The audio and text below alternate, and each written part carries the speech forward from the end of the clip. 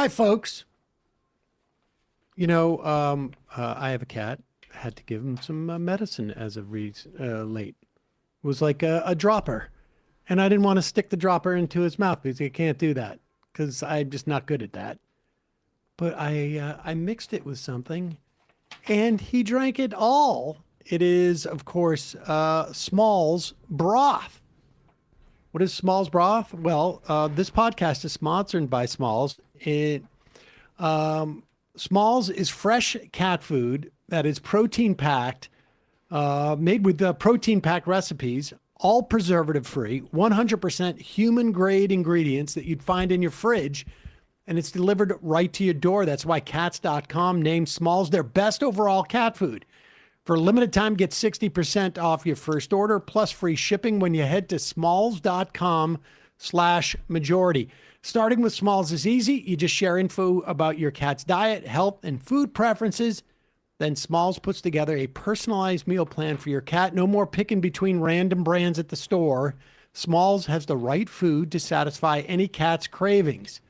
Like I said, Smalls also has these packets of broth. In addition to some other snacks, so you can get some freeze-dried goodies for them and whatnot. And of course, their food. But my cat goes crazy for any of the bird flavored Smalls food. And the broth is like an added treat so that my cat will like me more. It's basically it. I'm bribing my cat to like me, but it works. It's the only thing that works. It's true though, right? The cats don't have the same sort of just loyalty. It has to be very food based. After switching to Smalls, 88% of cat owners reported overall health improvements. That's a big deal. The team at Smalls is so confident your cat's going to love their product, you can try it risk-free. That means they're going to refund you if your cat won't eat their food, which is highly unlikely. Not to mention, their coat is going to sparkle. Well, not sparkle, but you know what I mean. Stop guessing which meals will upset their stomach for a limited time. Because you're a Majority Report listener, get 60% off your first order plus free shipping when you head to smalls.com/majority. One last time, that's 60% off your first order plus free shipping when you head to smalls.com/majority. We'll put that link in the podcast and YouTube descriptions. Now time for the show. The Majority Report with Sam Seder. The destiny of America is always safer in the hands of the people than in the conference rooms of any elite. Sam Seder. They are unanimous in their hate for me, and I welcome their hatred. We must guard against the acquisition of unwarranted influence, whether sought or unsought, by the military-industrial complex. The Majority Report with Sam Seder. Ever get the feeling you've been cheated?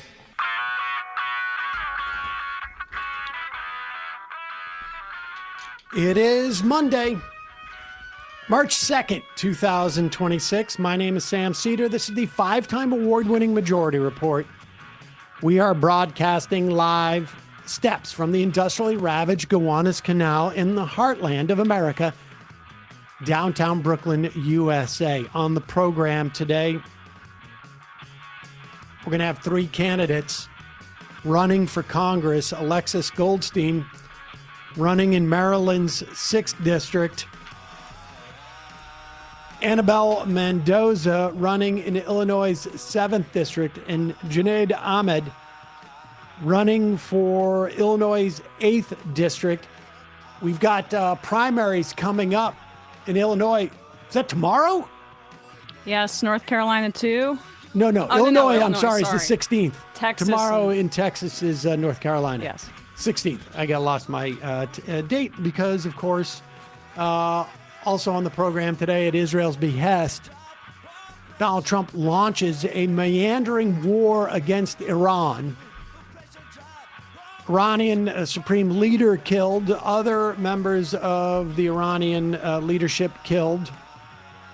Meanwhile, Oman's prime minister reveals Iran had just offered the Trump regime that it would go further than the JCPOA. That was on Sunday. Last week. The Kana Massey War Powers Resolution will be on the floor of the House on Thursday. Tim Kaine to introduce his version of the War Powers Act in the Senate on Wednesday. War has 21% support from Americans. This, as the Pentagon says, there were no evidence Iran was planning to attack the United States. Meanwhile, other stories, West Virginia district judges are in near revolt over ICE operations in the state. This, as reports, immigration officials are moving raped immigrant underage prisoners to Texas so they can avoid preventing them from getting abortions. As Anthropic bows out of Pentagon requirements of humanless killing machines, OpenAI steps in. 153 dead from a U.S. attack on an Iranian girls' school. Meanwhile, 4 U.S. servicemen killed. Unclear how. Israel attacks Lebanon. Iran attacks bases throughout the Middle East. Back to this country, Austin mass shooting being investigated as a terrorist attack by the 20-something head of the Counterterrorism Bureau. Entry-level job, I guess. New York Times, Trump is out of public view after the U.S. launches a military assault on Iran. And Sam Seder's calendar says it's Trump's juice day. Time of the month. All this and more on today's Majority Report. Welcome, ladies and gentlemen. It is Fun Day Monday. Yeah. More like Wartime Monday. Yep. Doesn't have the same ring to it. No, it doesn't. It doesn't rhyme in the same way. Where's what happened to my camera remote? Seems to be, oh, here it is. Sorry about that. All right. I'm just increasing my headroom just a little bit, if you don't mind. Obviously, war has broken out. It is really unclear as to why. Donald Trump put out a taped message at, I guess it was like 4 a.m. Saturday morning. He had pre-taped it. He's down in Mar-a-Lago in the what they called the Situation Room in Mar-a-Lago, which we should tell you, it's not like the Situation Room can go anywhere. There are reasons why they hold it in very secure areas in the most protected building in the country generally, that being the White House. It's got to be next to the Situation bathroom where all the documents were held. Exactly. You recall, actually, back when those documents were found in the bathroom, he was offering plans to people at Mar-a-Lago, Iranian attack plans. But that was back in the day. I'm sure they've been updated by the Israelis for him at this point. But he went on to give a non-live speech to not justify the attack on Iran and this ongoing war with seemingly no parameters, no limiting principle, no agenda, other than we're just doing this. How dare you call this a war? How dare you call an offensive bombing campaign against a sovereign nation under the guise of it being defensive? How dare you call that a war? Because that's the line now. That's how much we've devolved. The Trump administration is claiming that this act is not an act of war. I wonder if Iran bombed an all-girls school here in the United States and killed dozens of girls and hundreds of people, if we would call that a war. But they also assassinated the leader of Iran. Right. I mean, that to me seems Mobster belligerent. Yeah. But here's Donald Trump explaining that we're going to lose some lives. We lost some lives, but hey, seeks to kill. The lives of courageous American heroes may be lost, and we may have casualties. That often happens in war. But we're doing this not for now. We're doing this for the future, and it is a noble mission. We pray for every service member as they selflessly risk their lives to ensure that Americans and our children will never be threatened by a nuclear-armed Iran seeks to... Their own intelligence has deemed that Iran was not close to getting a nuclear weapon, especially because this administration claimed that their nuclear weapons program had been, quote, obliterated last summer when the Israelis bombed Iran. But this time around... And when we did, too. And when we did. This time around, though, Netanyahu successfully lobbied the Trump administration high off his own supply after what they view as a successful operation in Venezuela.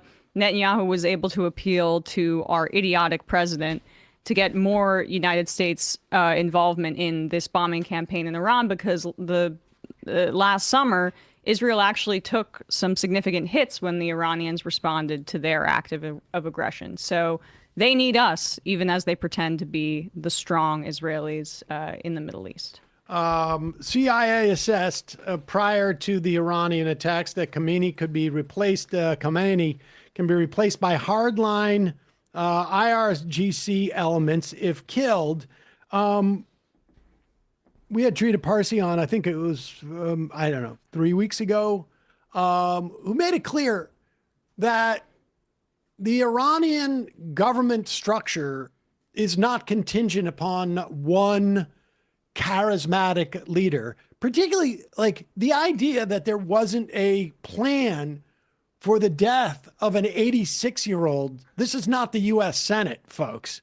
They actually sort of like anticipated this stuff. So the idea that this is any type of like regime change as a function of an assassination is absurd. And calling for the Iranian people to rise up when we have seen them rise up multiple times, only to get their resistance being met with incredible force, killing thousands, is reminiscent to me of what George W. Bush or Herbert Walker Bush said to the Kurds in Iraq in '93, which was rise up and we'll be there for you. And they rose up and they were obliterated. And the idea that Trump is going to take this to some type of ground war, which it would necessitate, is absurd. And here is the part that's really disturbing. The lie about this being a defensive, it's not preemptive because there was no contemplated strike by the Iranians, nor capacity, we should say. It's not even preventative because there's no reason to believe that a regime that is going to be around and far more defensive and far less reformed mind, to the extent that there was any reformers left in the Iranian government. But this coming from the Oman foreign minister faced the nation yesterday. Listen to what Badr Abu Saidi said. Now, he's in the United States. He has no reason to be lying about this. In fact, it's a fairly, I would imagine, controversial thing for him to do, to come out and expose the fact that, to the extent that we were afraid and had any legitimate concern that Iran was going to create a nuclear program, incidentally, Donald Trump pulled us out of the Iranian nuke deal. Apparently, in the last meeting that they had with U.S. negotiators, Iran went even further than the JCPOA did. in that they weren't talking about temporarily shutting down their program. They weren't even talking about, temporarily stopping enrichment, but they would not stockpile it. And we'll explain what that means after we hear this. What has Iran agreed to you that they have never done before? Can you give us any sense? The single most important achievement, I believe, is the agreement that Iran will never, ever have a nuclear material that will create a bomb. This is, I think, a big achievement. This is something that is not in the old deal that was negotiated during President Obama's time. This is something completely new. It really makes the enrichment argument less relevant because now we are talking about zero stockpiling. And that is very, very important because if you cannot stockpile material that is enriched, then there is no way you can actually create a bomb, whether you enrich or don't enrich. And I think this is really something that has been missed a lot by the media, and I want to clarify that from the standpoint of a mediator. So explain that. So the enriched material, the things that could be used as nuclear fuel for a bomb, you're saying Iran would not keep on their own soil? They would give it up. They would give it up? They will not be able to actually accumulate that material that will enable them to create a bomb. There's no accumulation. So there will be zero accumulation, zero stockpiling, and full verification. That is also equally important achievement, I think. A full and comprehensive verification by the IAEA, which is the agency in charge of this file. The UN nuclear watchdog. That's So right. you're saying all enriched material would be shipped someplace else, not Russia, but No, the current stockpiles that still exist. the things that are still in Iran. I think that there is agreement now that this will be. She doesn't understand what the implications of this are. And it's quite possible that the Americans they talk to are this stupid as well. The point being is that to develop a nuclear weapon, you need to enrich uranium, store it, enrich more uranium, store it, enrich more uranium, store it, because your enrichment capacity is limited. You create this stuff for the bomb. Now, you may want to enrich stuff that you're going to use for, let's say, a nuclear reactor.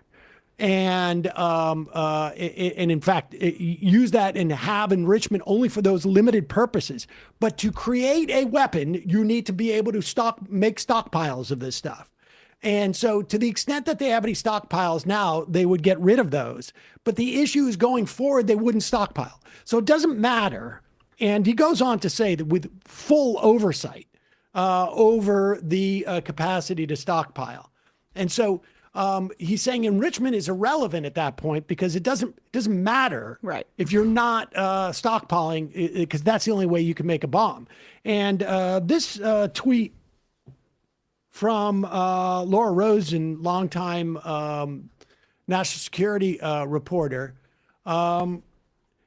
it became evident listening to senior Trump administration official backgrounder yesterday. She tweeted this on Sunday. That they did not understand the Iranian proposal and that Oman foreign minister likely came to D.C. to meet with Vance and do interview with CBS to explain what he feared Kushner and Witkoff did not understand. Now, it's possible they didn't understand it. It's also possible that they had caught the car and were like, oh, we got to do this now. Now, there's been multiple reports as to why the timing of this took place.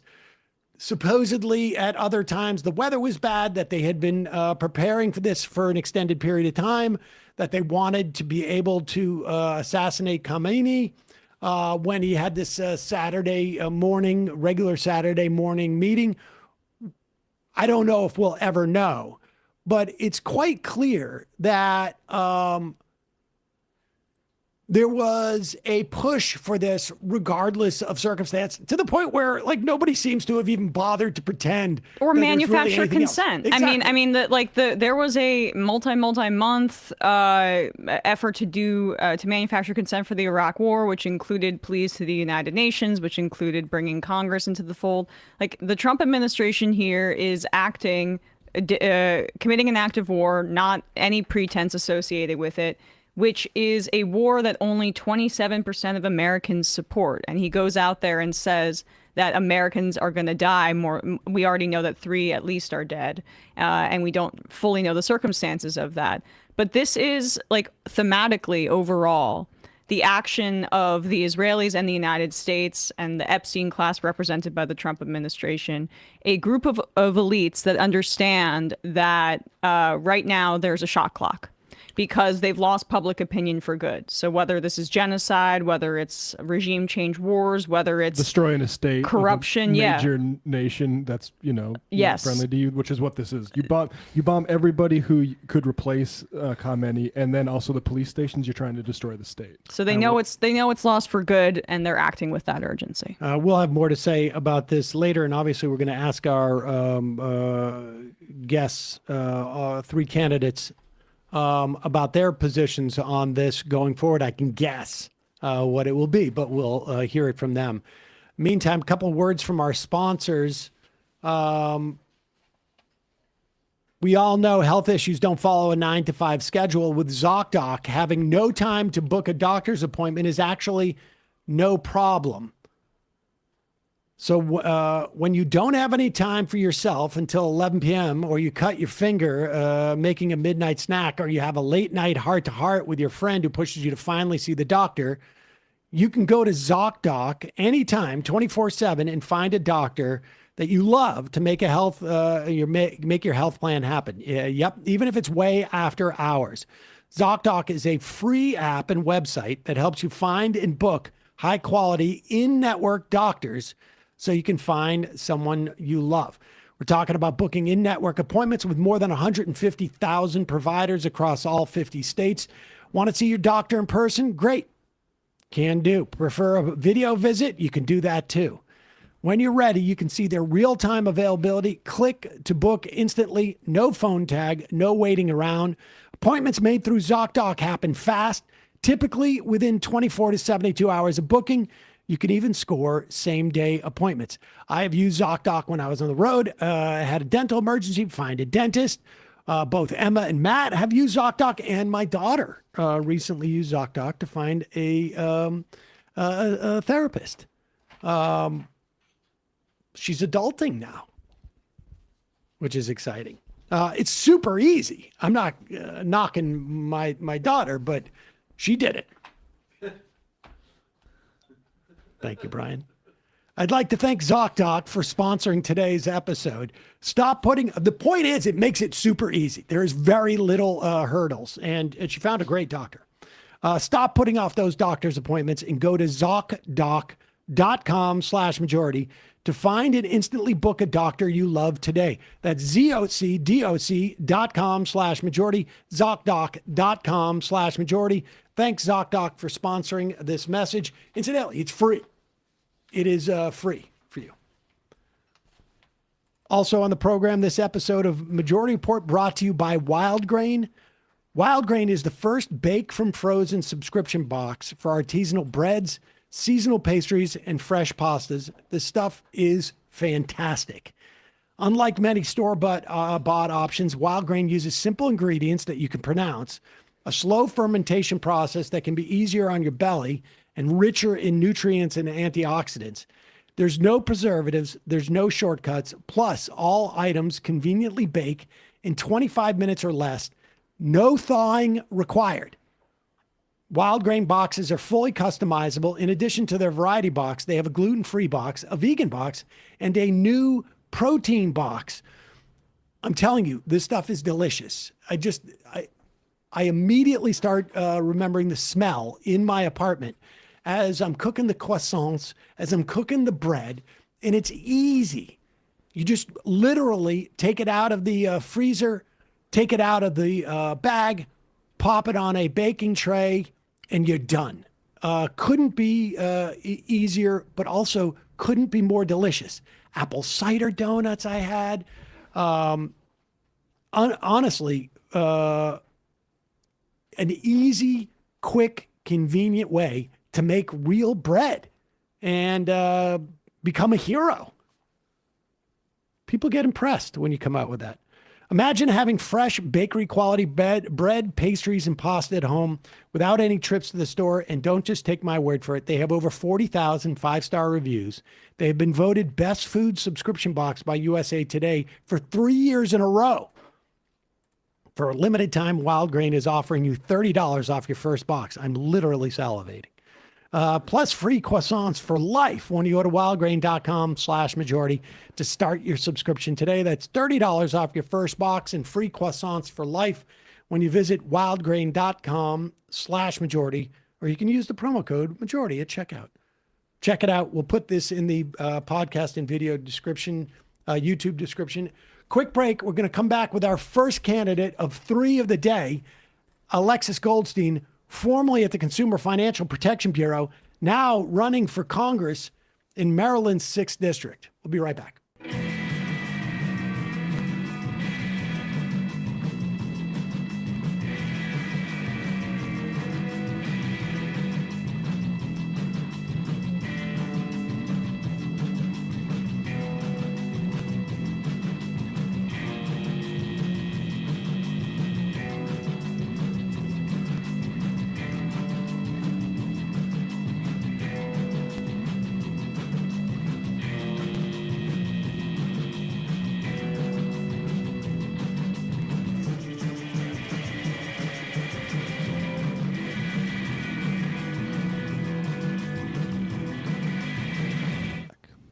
We are back. Sam Seder, Emma Vigeland on the Majority Report.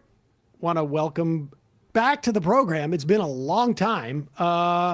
Alexis Goldstein, she is a formerly of the Consumer Financial Protection Bureau. Also formerly, I think we first met 15 years ago when you were working on the Occupy Wall Street policy document to deal with the financial crisis.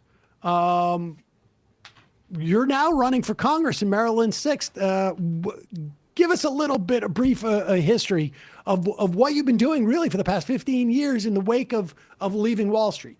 Sure. And nice to be back, Sam. And hi, everybody. So my career started on Wall Street. I was there before, during, and after the financial crisis. And I sort of got to this point where I was like, what am I doing with my life, right? All I do is make wealthy people more wealthy. And I quit in 2010. And the next year, really just a few months later, Occupy happened. And so I started showing up, and I formed what I like to think of as like the nerds, the world's nerdiest book club, and small group of us who were like ex-Wall Street or lawyers. We were like, hey, there's a regulation that is out for comment called the Volcker Rule. Why don't we weigh in and try to make it stronger and try to push some reforms in the middle of all of this horrible pro-bank stuff coming out of the administration? And so we wrote this really long comment letter. It was like over 300 pages with lots of very specific recommendations. And it was kind of a press, like the press liked the story because they were like, not only can Occupy Wall Street read, they can write. And they wrote 300 pages that we don't understand. And I'm from Maryland. I had gone to New York for college. And so this was sort of what pulled me back to the DC metro area. Is I decided to move back and get a job trying to make Wall Street, trying to rein them in essentially and make the rules fairer. And I was at this organization called Americans for Financial Reform for 6 years.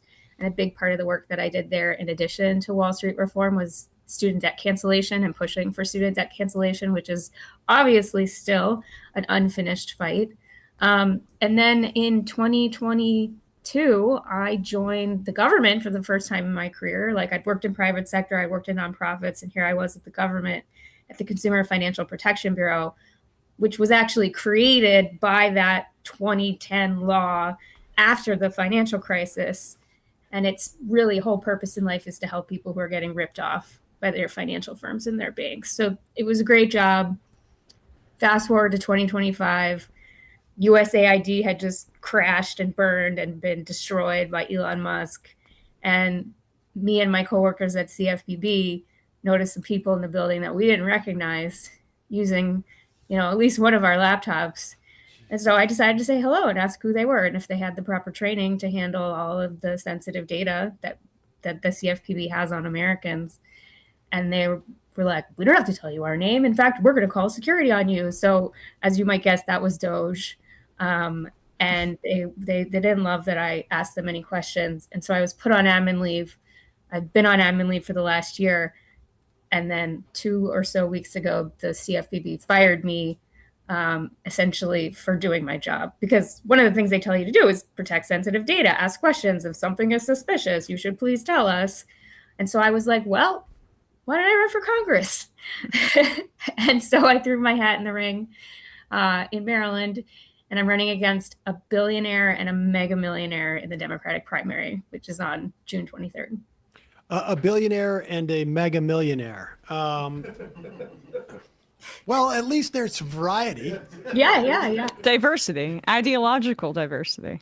Tell us about the district and in what your strategy is going to be to compete with a billionaire and a mega millionaire. Well, my strategy is definitely to be creative and to honestly to do some stunts if I need to. I do like a good stunt. So the district is like a DC suburb. If anyone is familiar with DC suburbs, there's a county called Montgomery County. The northern part of Montgomery County is the beginning of the 6th district, and then it goes all the way up to Pennsylvania and then all the way west to West Virginia. So it's actually a very big, honestly, very gerrymandered district. But there's actually a lot of controversy in the district right now because in Hagerstown, Maryland, the DHS just purchased this enormous warehouse where they want to build a detention center, an ICE jail. And the Hagerstown community is sort of seen as more red, but people are really mad and showing up all the time, hundreds of people outside of, various elected officials meetings saying they don't want an ICE jail in their community. So it's like a mix of sort of more rural Western Maryland and also like DC suburbs Maryland. But it's cool. The National Institute of Standards and Technology is in the district. There's a lot of federal workers in the district. And Maryland lost more federal workers than any other state after, Trump 2.0 started. And it's generally a blue district. Yes. I mean, so the winner of this primary, and how many people are running in the primary? I believe 6 total. The main 2 are both sort of incumbents, if that makes sense. One is the current incumbent, April Delaney. The other is David Trone, who used to have the seat. And then if you go back even further, it was April Delaney's husband, John Delaney, who had the seat before that. You may remember him. He ran for president, and Elizabeth Warren. I do remember. Destroyed him in a debate. Yes. He was horrible. I remember that guy now. Oh wow. Okay. He was pretty right wing, right? Yes. Even to the right of Hillary in that debate, I believe. Yeah. Yeah, I think the district is much bluer than its past representation has been, and that's only gotten more true over time. And what I mean, just sticking with the district, and then we'll sort of broaden it out to some other issues that are dealing with Congress, not the least of which is War Powers Act.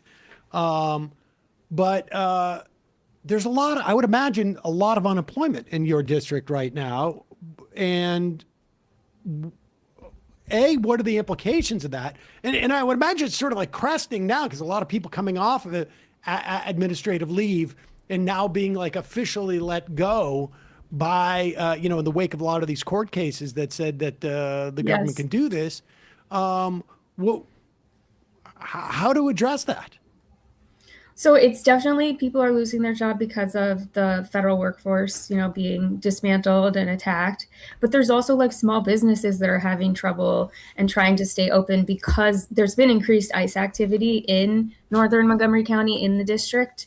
There's a number of people who've already been abducted And there's a lot of community support, in particular from an organization called Montgomery County Immigrant Rights Coalition. And there are different, hubs of that throughout the state. But people are scared to go to the grocery store. People are scared to go to a restaurant. And so you have federal workers. You also have people that are small business owners or who work for a small business that are also having trouble. And I think the solution is we really need to build more public services and invest in things. And I guess we'll get to this, right? But why are we spending money to murder a bunch of school children in Iran instead of the schools are really overcrowded in parts of the district, and they really need at least a few more schools just so that they're slightly less overcrowded. And that's one of the main employers right now in parts of the district is schools. A lot of people work for either a community college or to the local high school or the middle school. And I think that would be a really helpful thing for the district, especially in the wake of all of this turmoil that is basically coming because the federal government is attacking everyone, but Maryland 6 is one of the people that it's attacking and trying to abduct people off the streets. I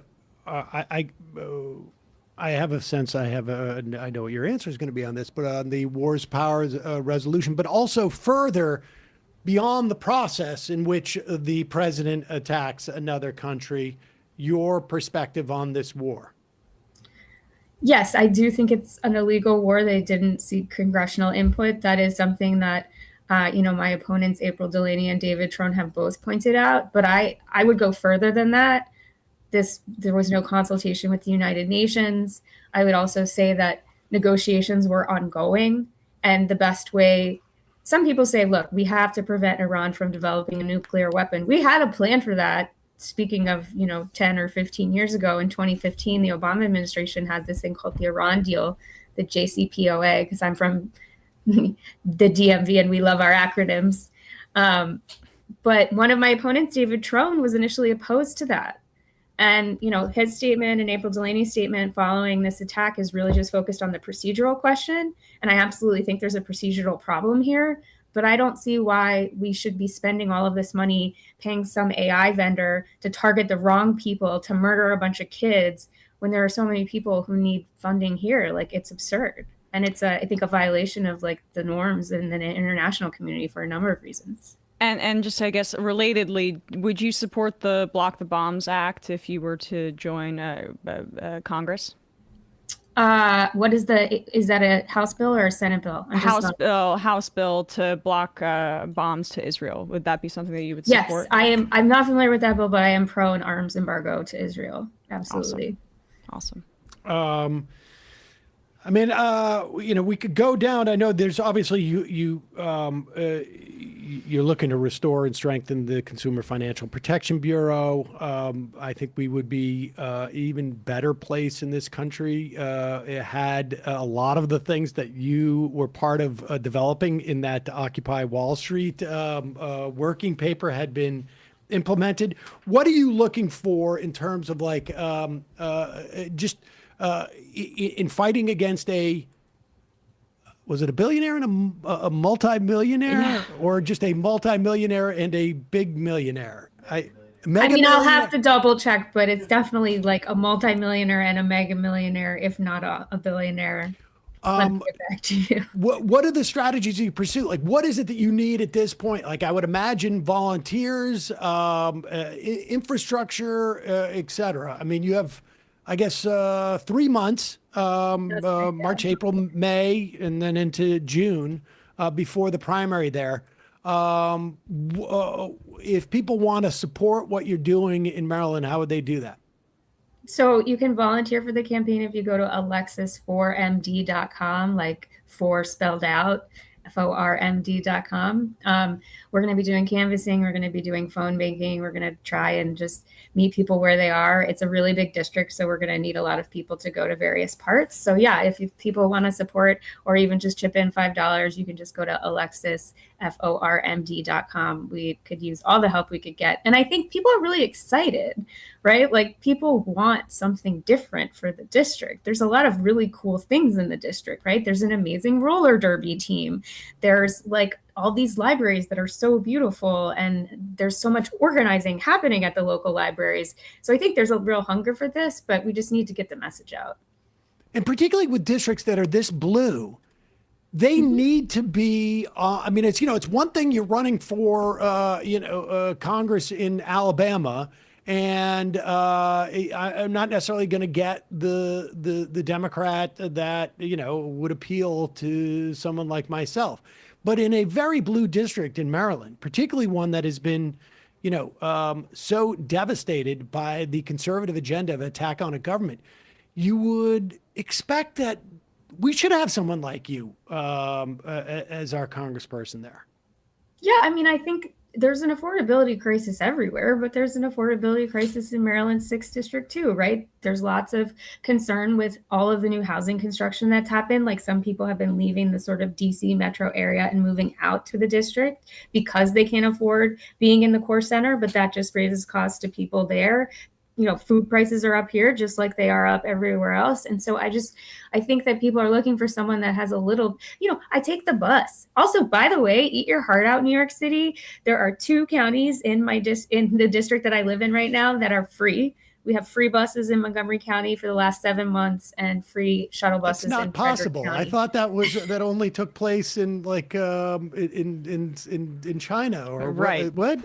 Well, it's an interesting story. So they wanted to harmonize the system with the DC system that had tap to pay, and they did all this research, and they were like, it's going to cost us so much money to do the tap to pay. It will take 8 years for us to recoup the money it takes to transfer it. Or we could just not have fare collection. And so they were like, okay, let's just not have fare collection. Problem solved. And, ridership is up. And it's cool because the people who take the bus in Montgomery County in particular tend to be people who make, like $30,000 a year. And now they have one less thing that they have to pay for.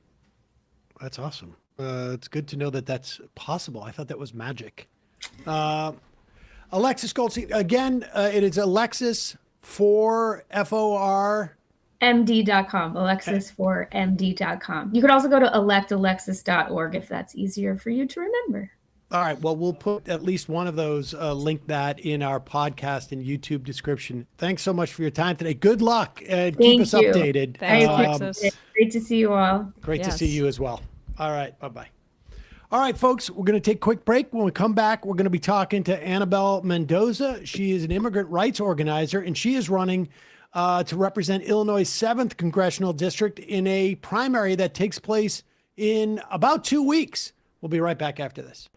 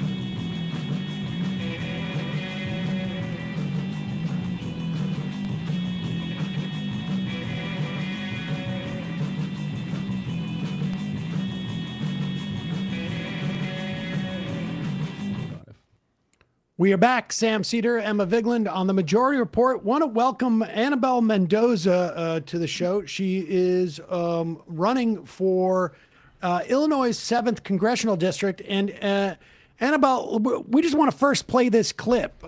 This is you at a 7th district Democratic primary debate and addressing your opponents. I'll never take a single penny from corporate PACs or APACs, not now, not ever. But I want to be very clear that there are candidates up here who are bought and sold. Melissa Conyers-Ervin is one of them. And I'll tell you right now, Melissa, you should resign from your post because you have been a horrible city treasurer. And on top of that, you also take APAC money, and you are not here to represent the interests of the people that are right before you. In addition to that, Jason Friedman didn't have the courage to show up. Guess what? He's getting APAC-aligned money as well. And, you know, Anthony, I really like you, but I also know Michael and Carrie Sachs gave you $7,000, and they are some of APAC's biggest donors. So I want to know if you're going to return that money. I'll get the transfer to the clip.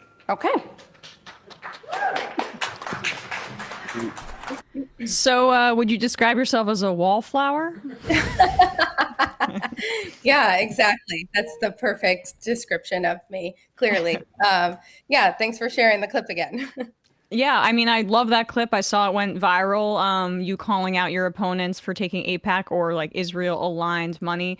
Why did you think it was important to point that out and also kind of give other caveats about some of your opponents? Because AIPAC is not the only group that is funneling money that has the exact same impact into races like this. Exactly. You're exactly right. It's not just AIPAC, it's also shell packs, right? That have these really ambiguous names that seem completely harmless, but we know that it's AIPAC aligned super PACs and dark money interests that are pulling the strings. And when you can have this amount of money, particularly with my opponent, Melissa Conyers-Ervin, who their super PAC is putting close to $3 million behind her campaign, you know that that's who's making the decisions behind the scenes. It's not someone who is actually looking out for the interests of those who live in the 7th district and the very real issues that we need to be laser focused on tackling. And I also think it's extremely important that voters are aware of who it is that is seeking to represent them. And I find it to be part of my responsibility to make it very clear in public settings who is and isn't there to represent them. Give us a sense of what you've been doing before you decided to run for Congress here. So before I declared a run for Congress, I have been working in the immigrant rights movement, and I'm still working in the immigrant rights movement while I'm campaigning. I work for the largest immigrant youth-led nonprofit in the country, predominantly with, again, immigrant youth, DACA recipients, high schoolers, college students, those who are starting their lives here. And I've been on the front lines of the immigrant rights movement for years. Ever since I graduated from college, I thought I wanted to be a reporter, but felt I had very strong opinions about the things that I was looking into. Things like children who are detained in federal custody without their parents. These were not issues that I wanted to be silent about. And that's what made me pivot into the immigrant rights movement, where I've had the experience of helping to lead national coalitions that blocked tens of billions of our taxpayer dollars from going to ICE and CBP. What we are seeing on the streets of Chicago and in other cities, I can tell you it's not new. It's been going on for several years. And oftentimes behind closed doors, many people don't see the mass deaths that happen in these for-profit facilities all across the country. Can you speak a little bit more about the experience of representing immigrants in this country? Because, I mean, right now, I think that the administration is taking advantage of the fact that immigration lawyers, immigrants' rights groups are so underfunded or scarce compared to the resources at their disposal. There's a lot of people who are getting caught in the gaps here. If you could give us a sense of what that's actually like. Yeah, absolutely. I will just say this, that advocating for immigrant families is about advocating for the safety of our communities. We see so many immigrant individuals who are part of mixed status families, have U.S. citizen children, are married to a United States citizen. And we've also seen the ramifications of these really horrific ICE raids and these masked armed agents in our streets who have killed and executed U.S. citizens and immigrants alike, all paid for with our taxpayer dollars. Within the immigrant rights movement, you're absolutely right that this administration has placed a target on different immigrant rights organizations.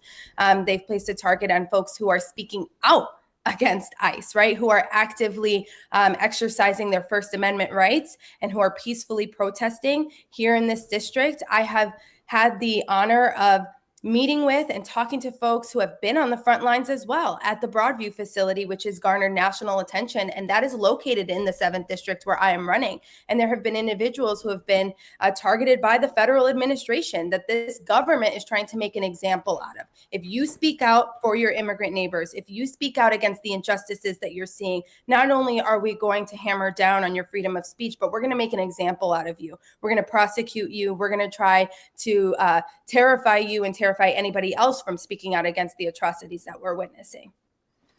Let's pivot to some of the other issues that you highlight on in your platform. You're in favor of Medicare for all, Are there specific elements of Medicare for All that you think that need to be preserved as we talk about different sort of various single payer plans? Well, I think when we think about a single payer healthcare system, it is about ultimately lowering costs and making healthcare affordable for everybody in this country. Here in the 7th District, what is very unique about this district compared to any other district is that we have the largest life expectancy gap in the country. You can live in one neighborhood and live 20 to 30 years less than if you live in Streeterville, one of the more affluent neighborhoods in this same district. It's not just about Medicare for all, and that's something that I try to call attention to as much as possible. It's also about the social determinants of health, right? Healthcare for all is absolutely something I will fight for at the federal level, but I will also fight to tackle the things that are causing that life expectancy gap in the first place. That's not by accident, it's by design. The fact that, again, people are quite literally losing years of their life based off of the zip code that they live in because they don't have access to affordable housing, because they don't have access to clean, healthy food, because they're living in food deserts, right? These are the issues that we need to tackle, that we need to invest in. And what I've said time and time again is if we can spend $170 billion on ICE and CBP in the last appropriations bill, we absolutely can fund affordable housing. We absolutely can make sure that public education is well-resourced for every kid in every neighborhood and slam the door shut on that life expectancy gap here in the 7th District. Tell us about your positions on housing.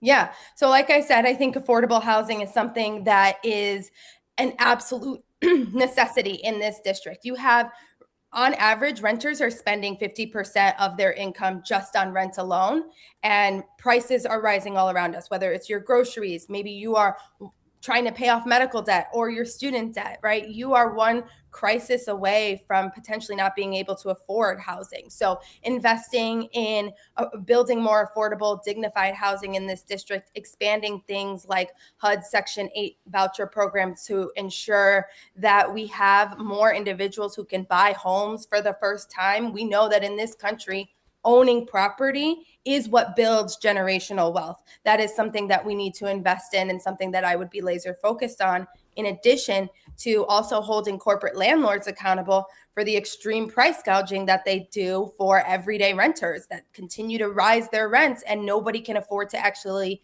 live in the buildings that they're creating.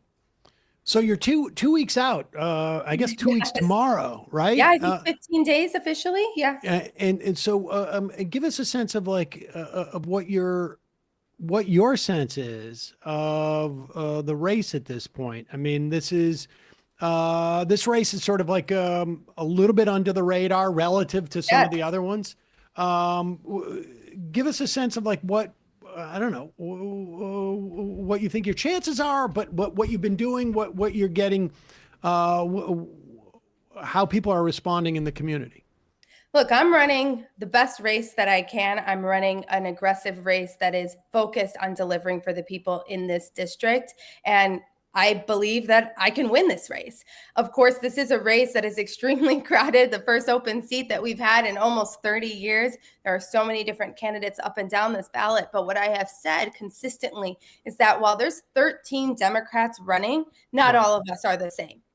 And we deserve to have a true progressive force, because you have Democrats, again, who are taking dark money, who are taking APAC money or APAC adjacent money. You have people who are going to be more focused on the people behind the scenes that are pulling the strings and dictating their decision making, as opposed to standing on their own 2 feet, 10 toes down, and stating what their values are and making sure that they're fighting for every single person in every single community that calls this district home.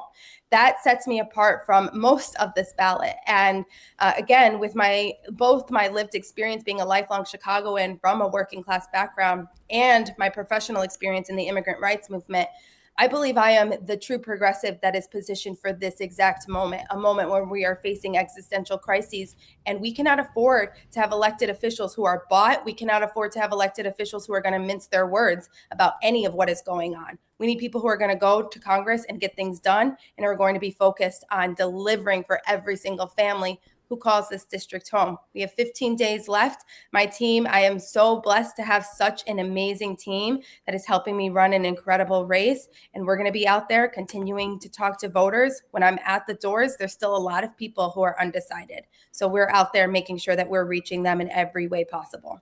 Well, I'm a little reminded of what happened in NJ11. I know it's going to be different because there's going to be statewide primaries, but that was not as crowded of a field as what you're experiencing. Right. But there were a lot of people that looked late into the race and were influenced by the AIPAC-funded ads that attacked the frontrunner from the left. But that causes somebody to go Google who's the true left-wing candidate in the race or who's not taking AIPAC money. Oh, that'll be the tiebreaker. I just trying to help you get your message out there. You are the candidate not taking AIPAC money, not associated with the Israel lobby, and do you support things like the Block the Bombs Act and ending weapons to Israel? Yes, absolutely. And I think there's often a conversation about defensive and offensive weapons. I oppose all of it, all of it. And I think that that is something I will always stand on my own 2 feet and say. And I don't, again, like you said, Emma, I don't take AIPAC money. I don't take AIPAC adjacent money. Everything that we've been able to fundraise in this campaign has literally been the grit of me, my husband, this team, calling folks and asking them to donate and to invest in a vision for what our politics should be. What is the website if folks want to help by donating or help by volunteering? I would imagine as many people as you can get out in the next 15 days would be huge. Where can people go? You can go to Anabel for Congress, and it's spelled ANABELFOR Congress.com. That's going to be the best way. And then you can also, my handle is at Anabel for Congress across social media. So please follow us along and come door knocking or phone banking with us. There's nothing I'm going to ask my volunteers to do that I'm not going to be doing right there with them. So if we're out in the cold in Chicago, in the rain, in the snow, I will be out there with them. We just got an IM from one of our listeners. I'm in Anabel's district here in the South Loop of Chicago. She has my vote, and I'm attending her Invisible Candidate Forum tonight online at 7 p.m. Thank you so much. So I imagine other people can go to that forum as well and hear from you. Please come. There's going to be an opportunity to ask questions. So I invite anybody who's available to please attend that tonight. And then there's a couple of forums that we still have left that we will be publicizing on our social media. So folks who haven't had a chance to come out and hear the candidates can have that opportunity. Okay. Anabel, really appreciate you coming on. Thanks for joining us. And thank you so much. Good luck with your race. Thank you, everybody. Take care. Bye. All right, folks, going to take a quick break. We're going to come back with Junaid Ahmed running for the Democratic nomination in the 8th Congressional District in Illinois. He is endorsed by the Justice Democrats. We'll be right back after this.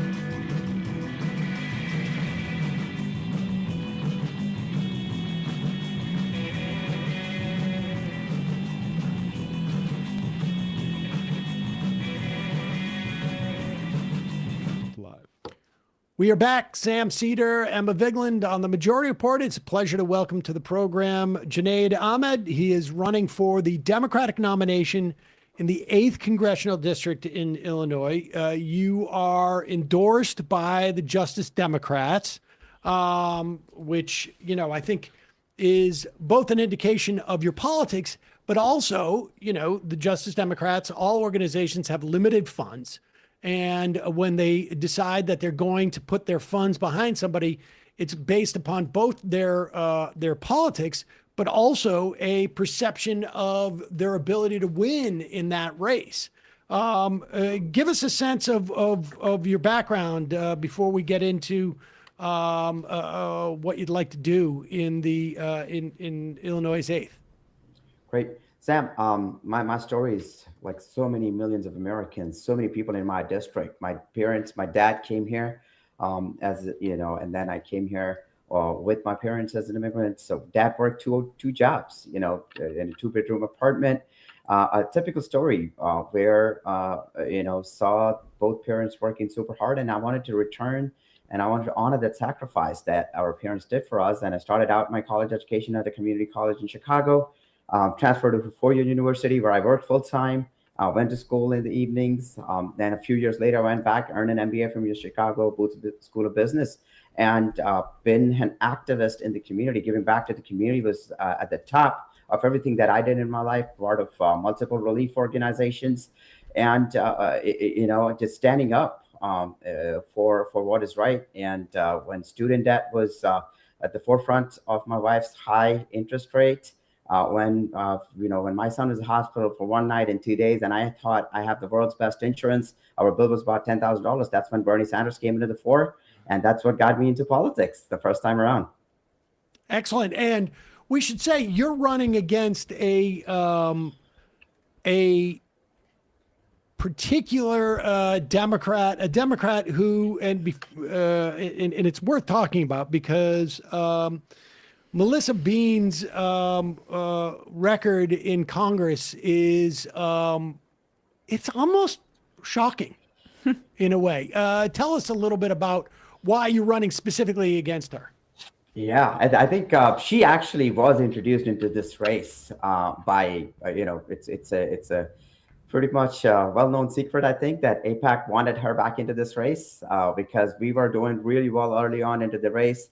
And obviously, Melissa Bean, for a very quick introduction, Congresswoman from 2005 to 2011, she was part of the Finance Oversight Committee. She left Congress. The next day, she took on the job of the CEO with the exact same industry that she was expected to oversee.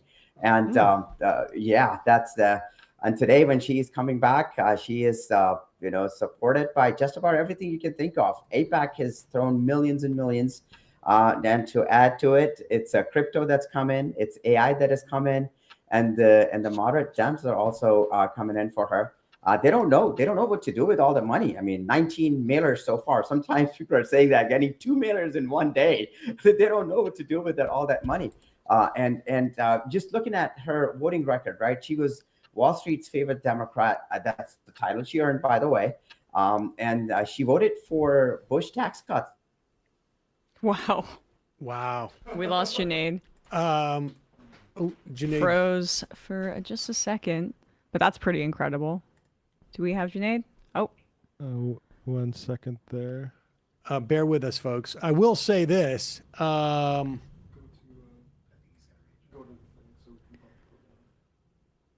I think we got to go to a break, most likely. Right? We're going to go to a break. All right, we're going to take a quick break, and hopefully we'll get Junaid Ahmed back. But I will say this. We have multiple people who have IM'd us saying that I'm in Junaid's district, and I'm going out for him. Oh, here we have. Can we bring him right back in? Oh, wow. Look Okay. at that. No break needed. Junaid, I was just saying, we lost you for a moment, but I was just saying that, you know, we take live IMs, and literally at this point, 6 people have said that they're out organizing for you. They're knocking on doors for you. One person didn't realize that you were going to be on and said, you should have Junaid on. I'm out canvassing for him, right? Literally moments before you came on. So you're dealing with Melissa Bean, who's been brought back into the race by a really sort of like the, almost like if you did the greatest hits of the worst sort of like nefarious money that plays in campaigns, you'd be hard pressed to find anybody else. I mean, I think like, I don't know, could Big Tobacco weigh in on this or something? But with that said, so tell us about your platform. Like, why are these moneyed interests from crypto, AIPAC, and just corporate money in general, why are they so nervous about the chances that you could win this primary?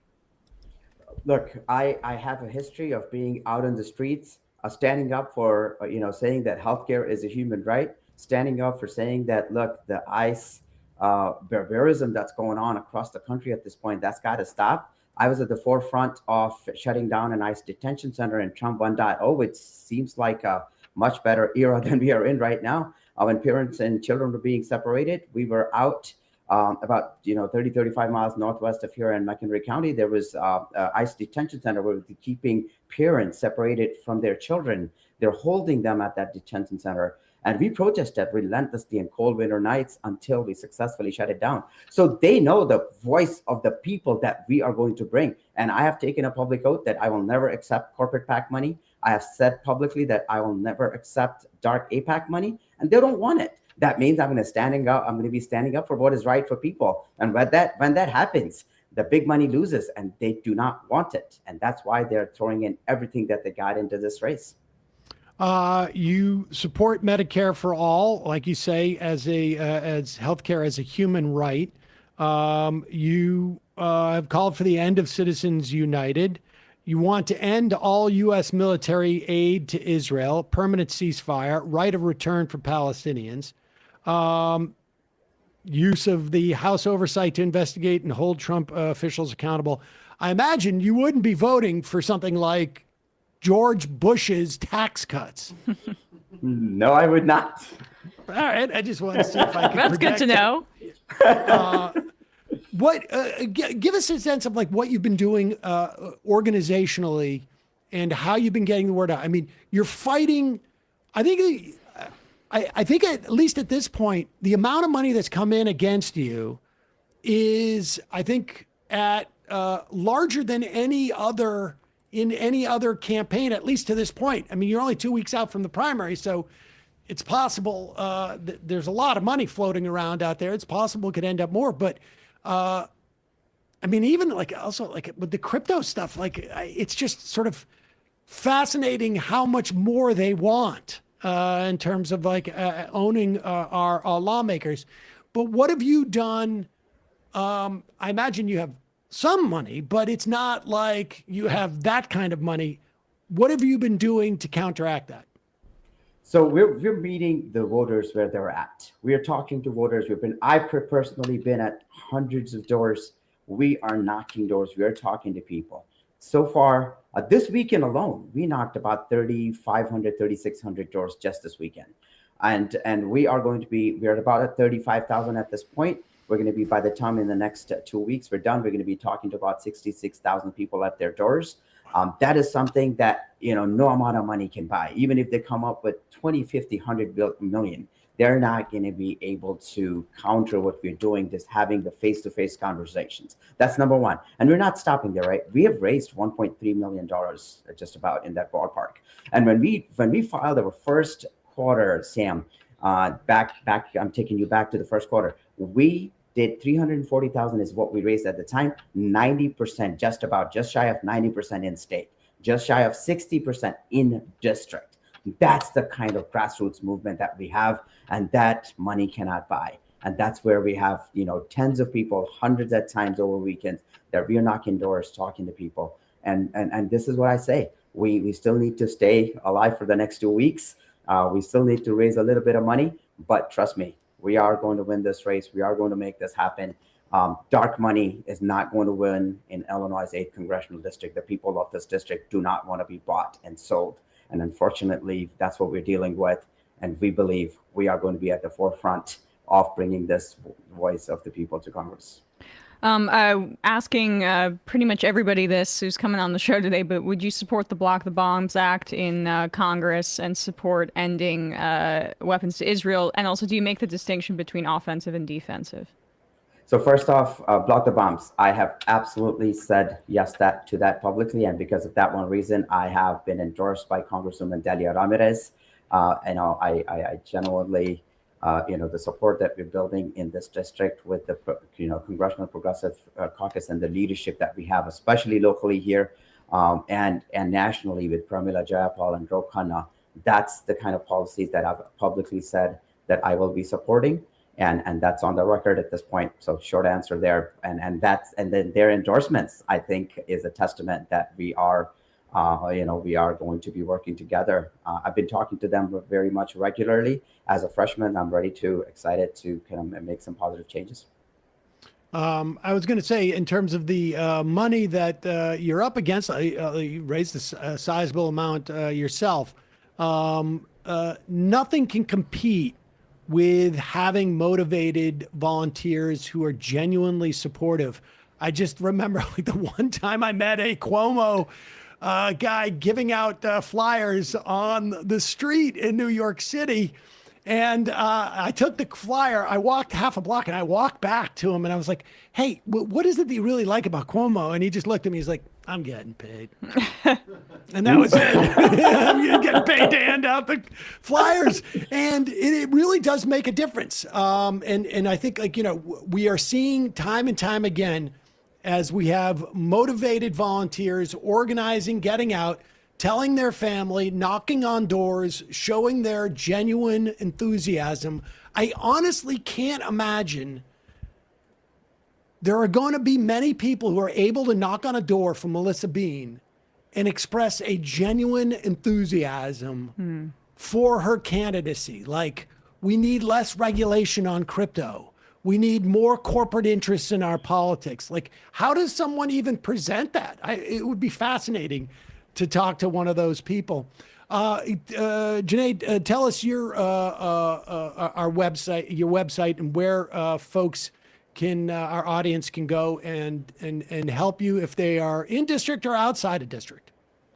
Sam, website is junaidforyours.com. But to your earlier point about how can she herself has completely disappeared. She did not show up to the last forum that the Bloomingdale Democratic Party had. She was a no-show there because she knows she cannot take that answer. I'll share this. A 19-year-old kid yesterday told me this. Junaid, Melissa Bean was at my place of worship at the Sikh Gurdwara, and she was very rude to me. I was like, why? What did you tell her, man? Why was she rude to you? All I asked her was, why does she accept so much AIPAC money when we know that they're using, supporting bombing and genocide? And she was very rude to me. And so that's where she is hiding. She cannot take those questions. She just literally walked away. And so that's what we're dealing with. And so her volunteers, she doesn't have any. Junaidforyours.com is our website. And please follow us on our socials. We need to stay live for the next couple of weeks. We need financial support in the next 2 weeks, but we'll get through this. We are going to make it happen. We're going to talk to people. Thank you very much. Junaidforus.com. And this is a reliable, we should remind people, this is a very reliable blue district. I mean, it is +8. It is +8. So that, and that's +8 in not a year like this where, you could be looking at another plus whatever to that 8 going forward.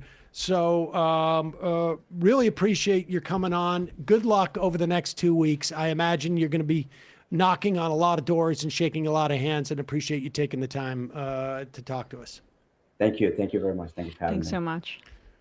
Take care. All right, folks, we're going to take a quick break. That's it for the first half of the program. We have a lot to talk about, obviously, as we are in the midst of, are they calling it a war? Or they're just calling it offensive action. It depends on the day. It depends on the who the audience is. I mean, Trump has been giving different time frames to different media outlets too. I saw this guy from The Economist aggregated it, saying he's telling Axios it's going to end in 2 or 3 days. In the New York Times, it might be 4 or 5 weeks or something, which reminds me of the Bush administration. Didn't they say that Iraq would take weeks or months? Initially, they said they're going to meet us with flowers and candy. And then there was a Friedman unit, which was Thomas Friedman always saying we are about 6 months away. And that became known as a Friedman unit, or an FU. And that was the parlance. So the classic FU to the American public. Now, of course, you stated 27%. I've seen 21% support for this war. we'll talk more about this in the so-called fun half. Yes. But it is fascinating the notion that they didn't feel like they had to sell this at all, or that it's largely irrelevant. I want to expand on that in the fun half, because I No think it's side deals. it's a broader dynamic of how we can view right now the Trump administration, the Epstein class, the capitalist class, the billionaires. They are operating with a level of urgency that means that they recognize some things are on the horizon. But we'll talk about that in the fun half. Folks, just a reminder, it's your support that makes this show possible. You can become a member at jointhemajorityreport.com. When you do, you not only get the free half, free of commercials, but you also get the fun half. Jointhemajorityreport.com. Also, justcoffee.coop. Fair trade coffee, hot chocolate. Use the coupon code majority, get 10% off. Support this co-op in Madison, Wisconsin. They really protect their suppliers, and they're a co-op. I'm going to trust my friends in the... Sorry, I didn't mean to play that then. Just making sure I had it. Trust my friends in the co-op. Yep. Yeah, I'm going to trust my friends in the co-op. Okay. Just wanted to remind, I'm rusty on my plugs because I'm not doing a ton of plugs, but I keep forgetting to do this. If you guys haven't gotten tickets, you're in the LA area, down below, Bituation Room Live with myself, Francesca Fiorentini. Now we have some special guests. Van Lathan, friend of the show, Ida Rodriguez. Whoa. Yes. And maybe more. We shall see. So I've been told that tickets are running out. So go down below. You can see Francesca and I in LA, March 22nd. It's a Sunday matinee, Dynasty Typewriter. Don't you have something else to promote too? Do I? From last week? Last week? Yes. If you guys I missed that. haven't watched my episode of Doom Scroll, you should check it out. Oh, I if thought not, you were talking about the book talk too. Oh yes. Well, also I'm past tense. Yes. And people want to. I don't. Is that on video? I think so. Actually, I think it might have been. Actually. Yes, there was a stream that I think I asked Dorsey to share. But the Myth of Red Texas, I also, it was really fun. Did this the book launch event with David Griscom. People should get the book if nothing else. And Doom Scroll. And Doom Scroll. You can check out my episode of Doom Scroll with Josh Chitterella. If nothing else, to go down into the comments and up all the comments that talk about how much better I look in that lighting than I do here on the show. Love to see the leftist lighting comments. Exactly. Well, I mean, it's a knock on the gaffers here. So just trying. First of all, it's more about the cameras and the connection. I'm just trying to create a sort of popular groundswell for all of my pet objectives in the that's what office. happens. You get one little earpiece, and then all of a sudden it's just not even working this world. morning. Not even working this morning. We got to figure that out. Still using this old one.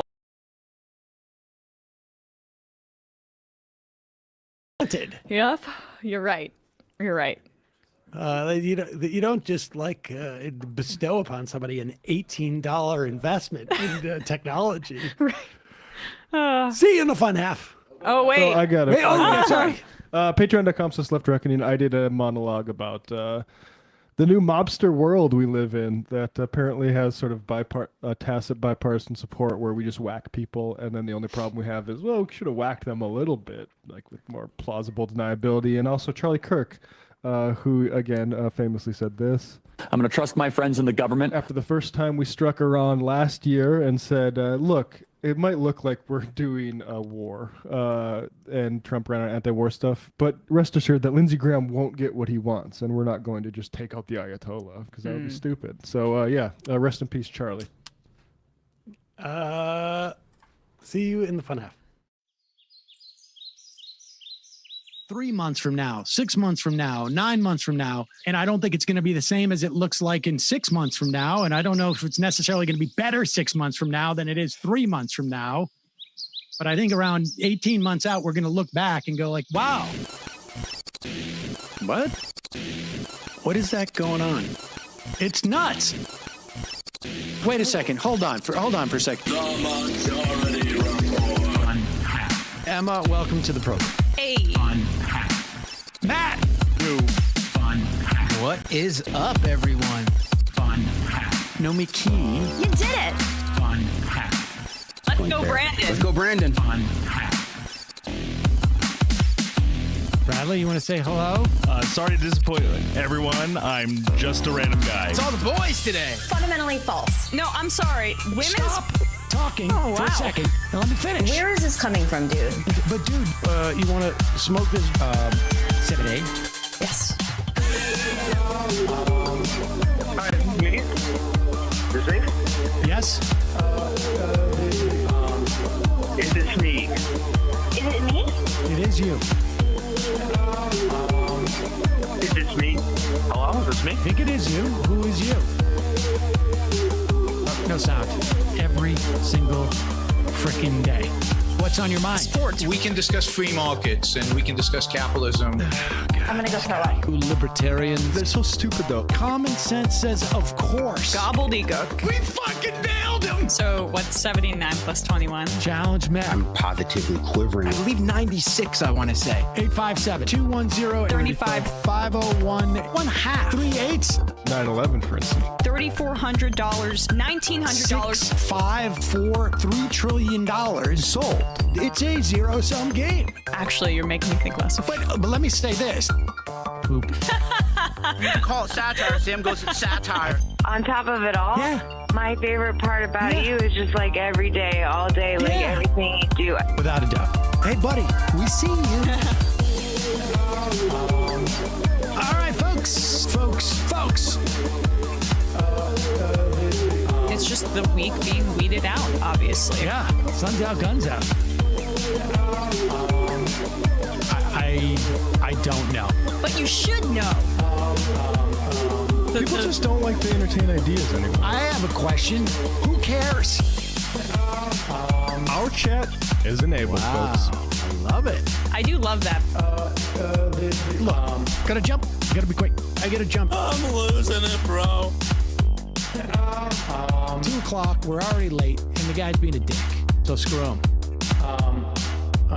Sent to a gulag? Outrageous. Like, what is wrong with you? Love you, bye. Love you. Bye-bye.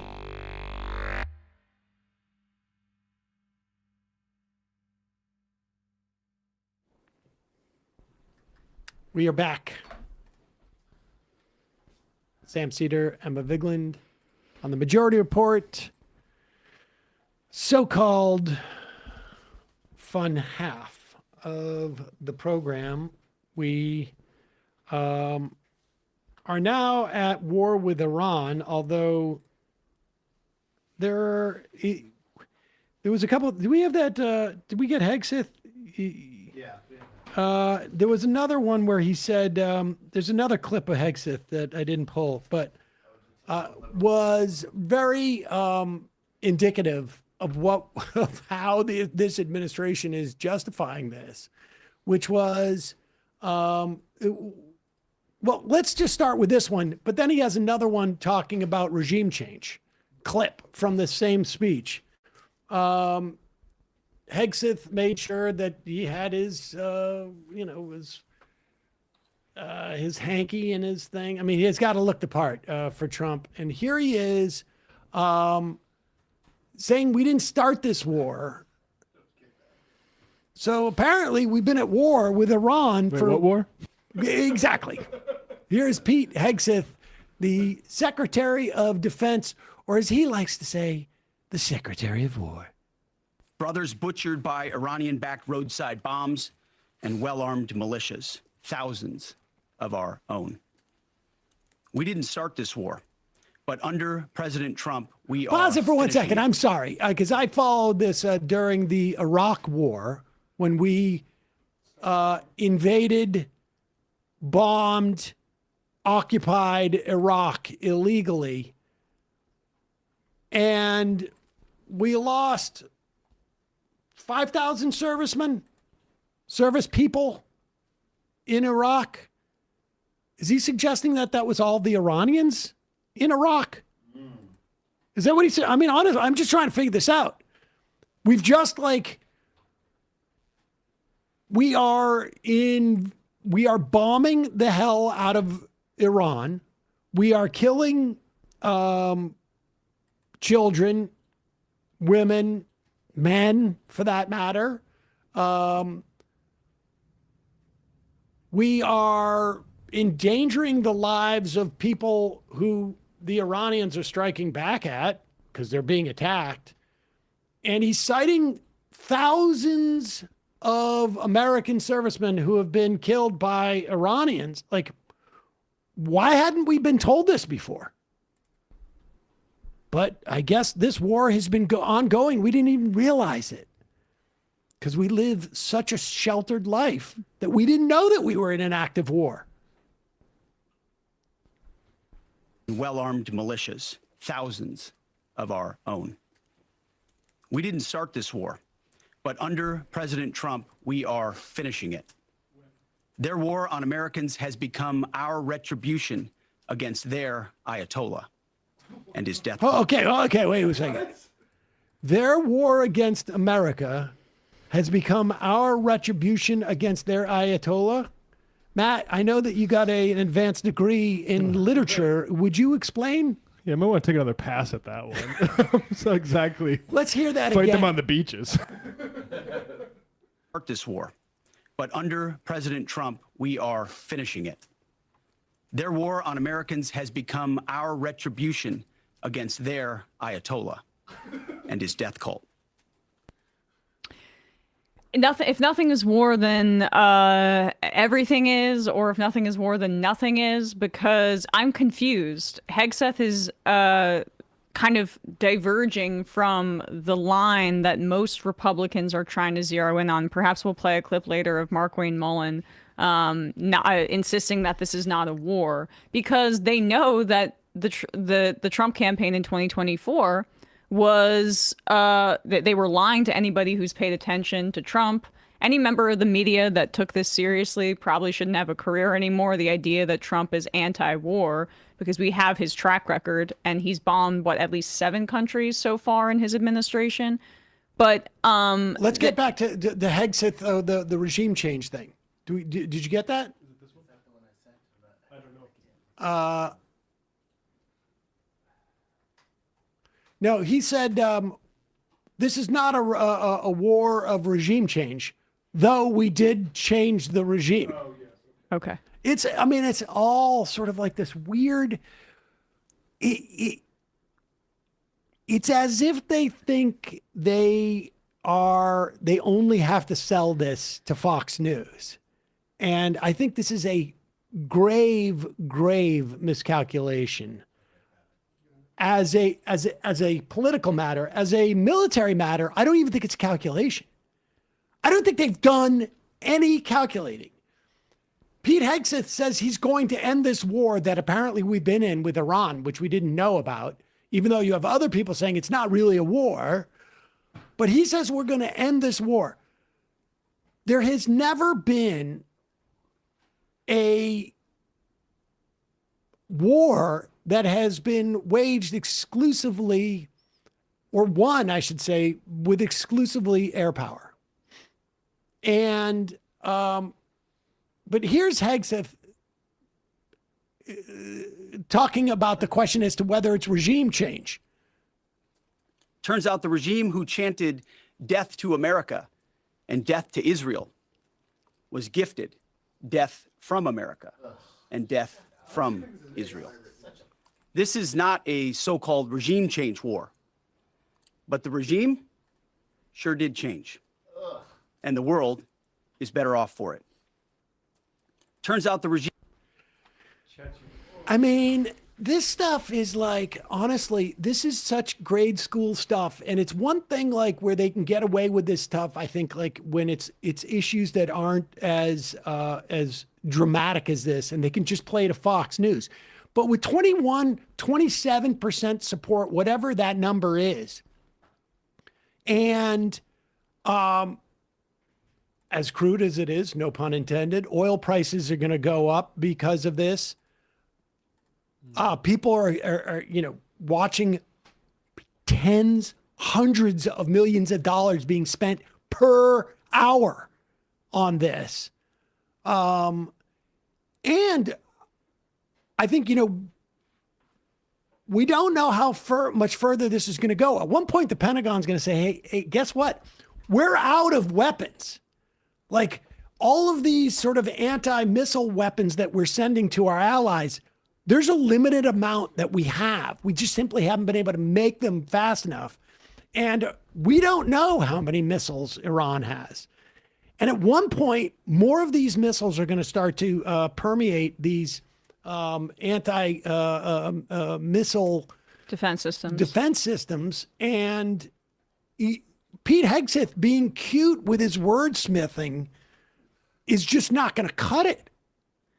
No, I mean, I also think that it's notable that we know that the Trump campaign was lying about being the anti-war ticket. They were just doing it by default because the Biden administration was funding a genocide that was really unpopular with people and supporting it, and the Harris campaign refuses to distance herself from it. But it was like if it was interrogated any further, we would look at the fact that his belief in being anti-war is so-called peace through strength, which is this notion of violating international law, which he did in his first term with Soleimani and with other actions, punching people in the face in the middle of negotiations with strikes, and then pretending that that is in some way creating peace, even though there are acts of war. It's Orwellian doublespeak that is easily interrogated if anyone chose to do so. But a lot of people in the press chose to present Trump as like earnestly presenting an anti-war perspective here.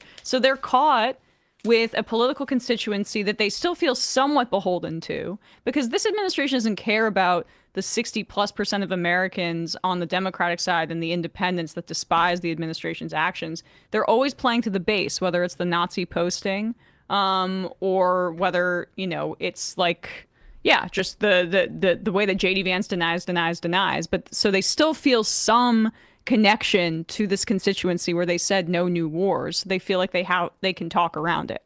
But they can get away with like the Nazi stuff. Like, okay. Yeah.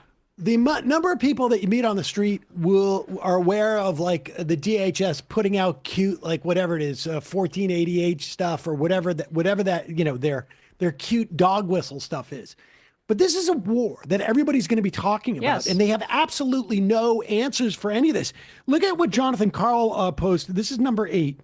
Jonathan Karl with ABC tweeted this out.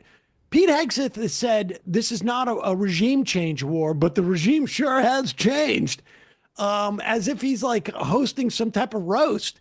Jonathan Karl said, President Trump told me tonight, he posted this last night, that the U.S. had identified possible candidates to take over Iran, but they were killed in the initial attack. So in other words, they had already contemplated, most of the reporting is about them waiting to bomb Iran so that they could kill the Ayatollah. They had an idea of who was going to take their place. They were killed in the attack. Trump said the attack was so successful, it knocked out most of the candidates, Trump told me.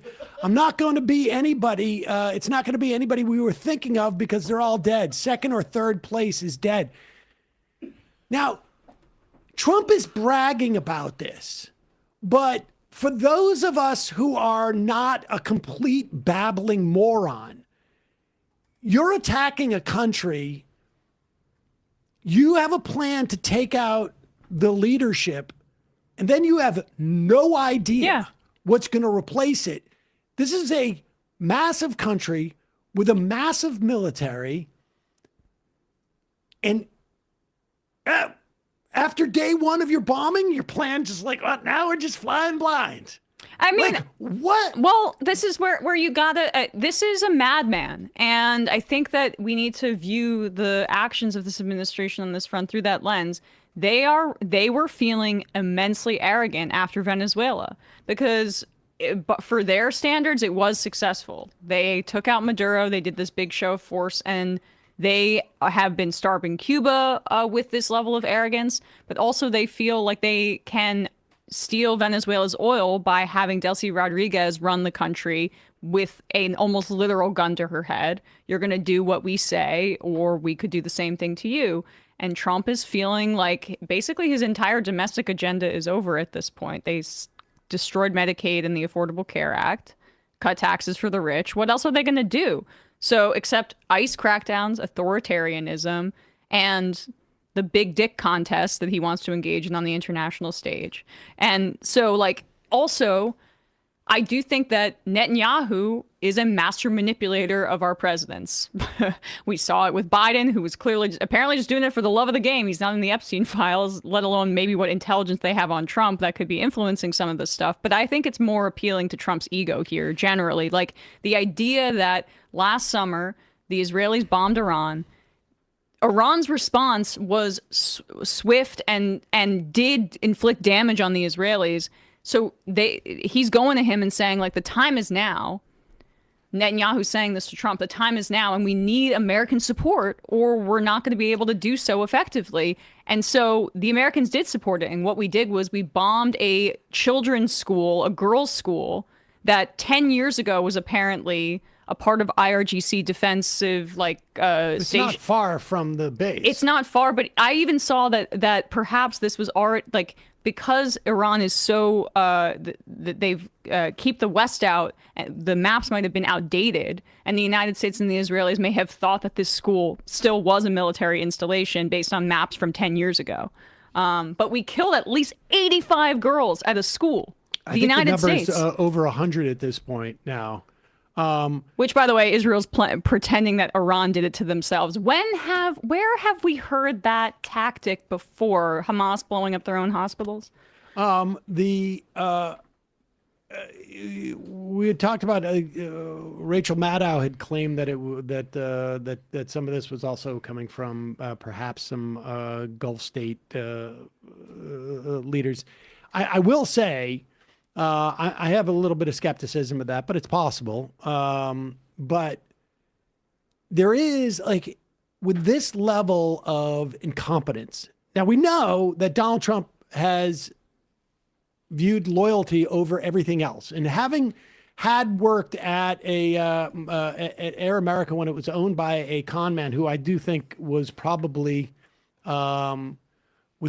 a little touched in the head. I don't know. Now, there was multiple owners of Air America, and if I don't say which one I think those things about, then I am safe from litigation.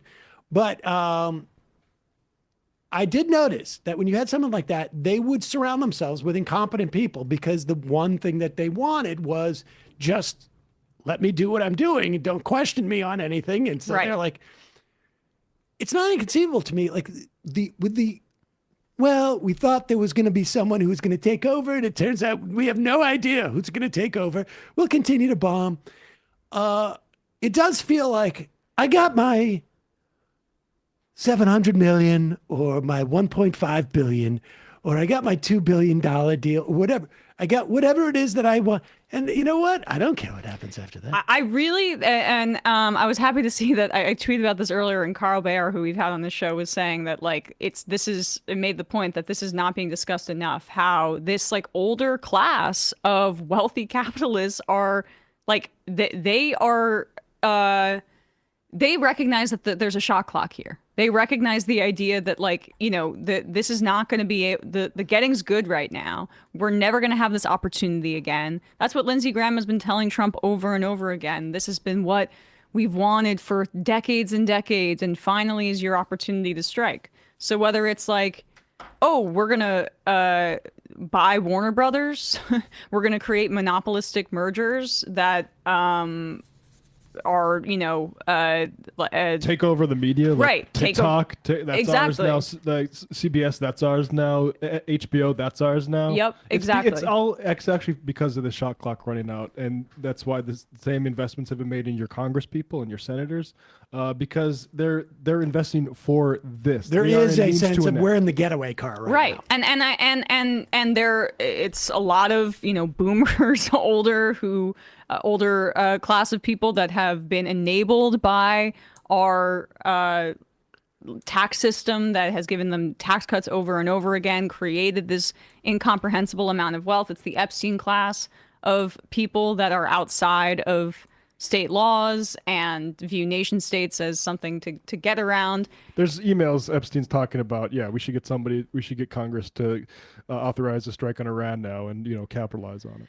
And so, and then of course, Israel, I think, is the most obvious example of this, of an entity that has lost Western public opinion forever. It's never getting better, no matter what. Everybody that loves Israel is dying off. I mean, and the most, I think now over 50% of Americans think Israel's committing a genocide if they have an opinion on it. Certainly the Democratic base is on board with it. So when is there going to be a better opportunity prior to the midterms, also, when perhaps Democrats could take back Congress and try to limit Trump in this way? Netanyahu and then Schumer and Jeffries would have to do something, right? But Netanyahu and the Israel lobby are saying, like, this period, this 9-month period, what have you, before perhaps you lose Congress, this is the best opportunity to wage this kind of war. Absolutely, there's no doubt. This is we're getting while the getting's good. And one more point on that is just like the idea that public opinion is increasingly irrelevant to acts of wartime by our leaders is really important here. One, because with like the promulgation of unmanned drones and killing machines that don't involve U.S. personnel, and artificial intelligence has enabled like the West to be increasingly bloody and abandon international law because there's fewer and fewer consequences for us. But the fact that they didn't even bother to manufacture consent on this, and that public opinion is so poor, and the fact that you still can't even get the Democratic opposition, even with numbers like this, with like less than 30% of Americans supporting war with Iran, you can't get them to be clear-eyed on this. Shows how corrupted our Congress and our leadership is. Because if this was actually an example of direct democracy, people would be, our leaders would be pushing back on this even harder than they are. Well, you can lament the demise of a sense of having to respond to the people because Trump doesn't even bother to sell the war, and the Democratic opposition, or at least the leadership of the so-called Democratic opposition, is secretly in favor of this war and just are complaining about the process in which we got into it. Mm-hmm. I'm not going to comment as to whether you should have gone to war, but you certainly should not have worn your khaki shirt while you did it. It should have been more Trump's all over the lot. Forest green. But at least we can thank goodness that, this is number 7, we have a competent media, not one that's owned by, a CBS, where you have the head of CBS News cheering on the war. I mean, not even cheering on people who are cheering on the war on Twitter. I mean, it's amazing what Barry Weiss has been doing. And the people she's had on.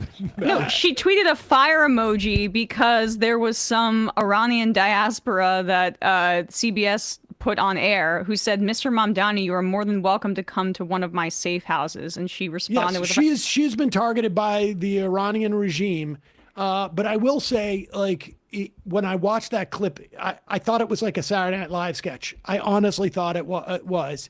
But the chief of the news at CBS should not be doing a fire emoji just because one of her guests is attacking Mamdani.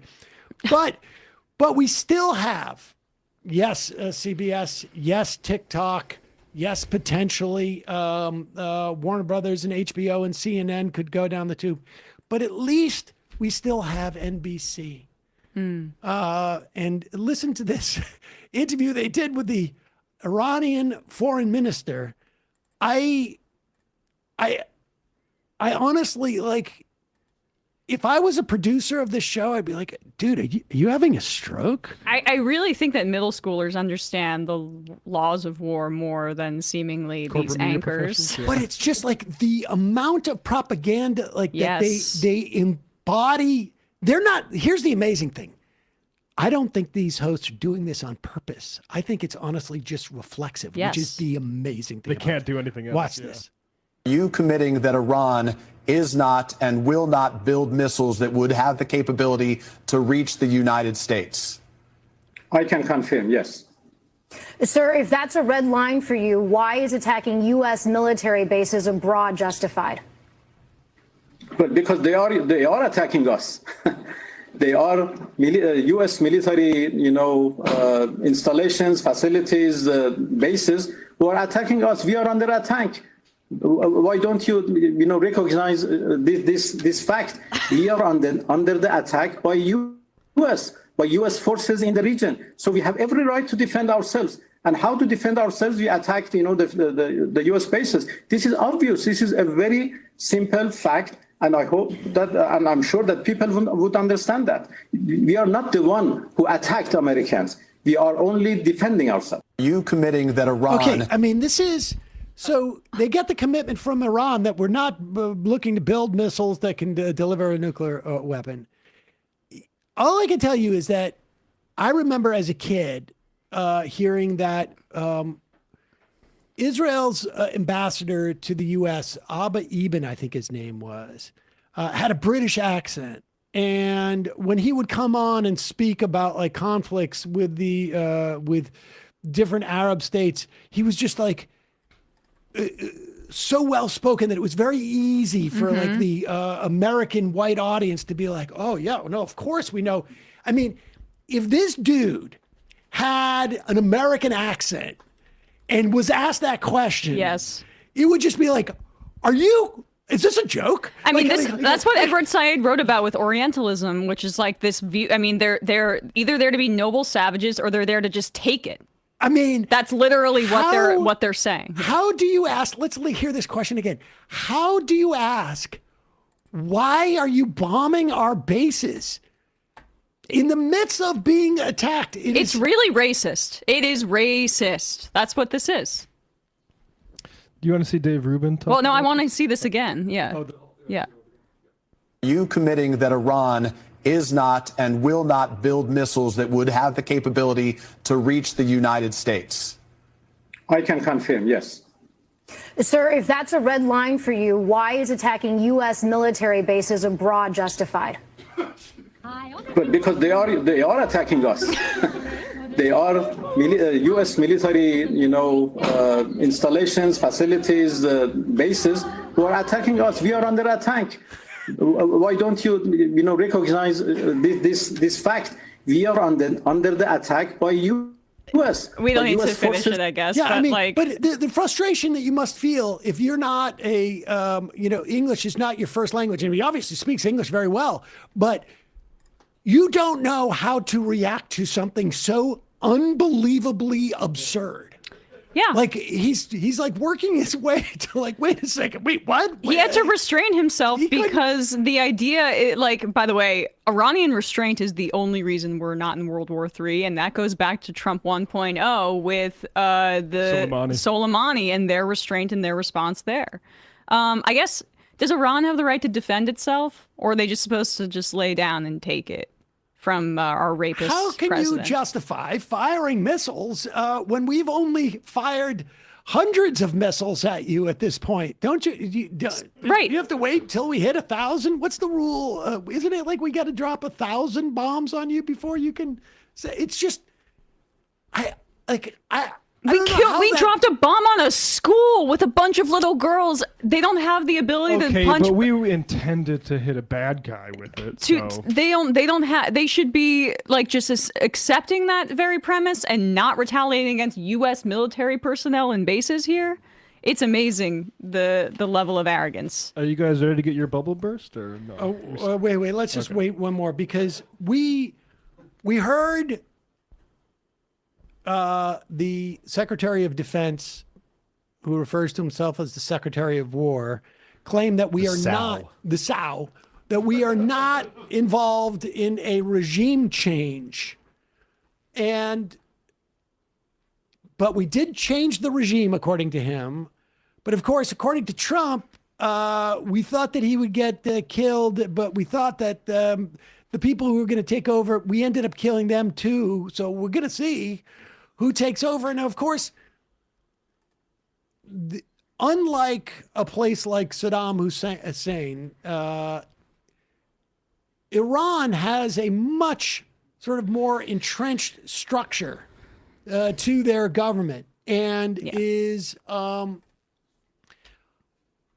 there's, I guess, the opportunity for some measure of balkanization in Iran, there wasn't like such a clear delineation of forces that were being held together in the way that Saddam Hussein did, where he was holding together a Sunni and a Shia, and to a lesser degree, Kurdish. Let alone the size of the country, Iran being much larger than Iraq. But it's more homogenous, and it is its government is far more structured and institutionalized, I guess is the word. And so, with all that, here is Markwayne Mullen coming out to say, we're not only contradicting the idea that this isn't a regime change war, but he's contradicting the idea that it's a war, but we did also have to do regime change. Yeah, our deepest condolences to their loving family. So sad indeed. In his announcement... Oh, pause it for a second. Was he referring to the families of the 100 children that were killed? No, I guess just the 3 U.S. military personnel that were put in needless harm's way because we have a mad king as president and the Israel lobby wants war with Iran. I mean, I guess if that's how much time you had to dedicate to the 3 American servicemen died, and you actually had to like dedicate a proportionate similar amount of time to all the human lives who have died in this, you'd never be able to get through the broadcast. So you got to make a choice. You say thoughts and prayers, or TP for short. You got to make a choice. What are you going to do? Indeed. In his announcement, our deepest condolences to their loving family. So sad indeed. In his announcement about this military operation, President Trump warned Americans to prepare for possible troop deaths. If this war drags on for weeks or longer, for that matter, and U.S. casualties mount, are you confident that the American public will consider this a noble mission and tolerate growing U.S. military losses? Well, first of all, I'm going to push back. This isn't a war. We haven't declared war on Iran. We're not at war with the Iranian people. We had to remove a murderous regime that's been attacking the United States for 47 years. Him and his murderous thugs have killed thousands and murdered thousands of Americans for literally 47 years. You heard the president's announcement. He went through all the attacks that they've had through multiple presidents. And the straw that I would say that broke the camel's back, or the final straw, is we're never going to allow the #1 world sponsor of terror to be able to get a nuclear weapon. There was no doubt that they were building delivery systems to affect our interest and our assets all around that region. There's no question they were trying to develop a weapon that would reach the United States, and at that case, it wouldn't have been a matter of if, it'd be a matter of when.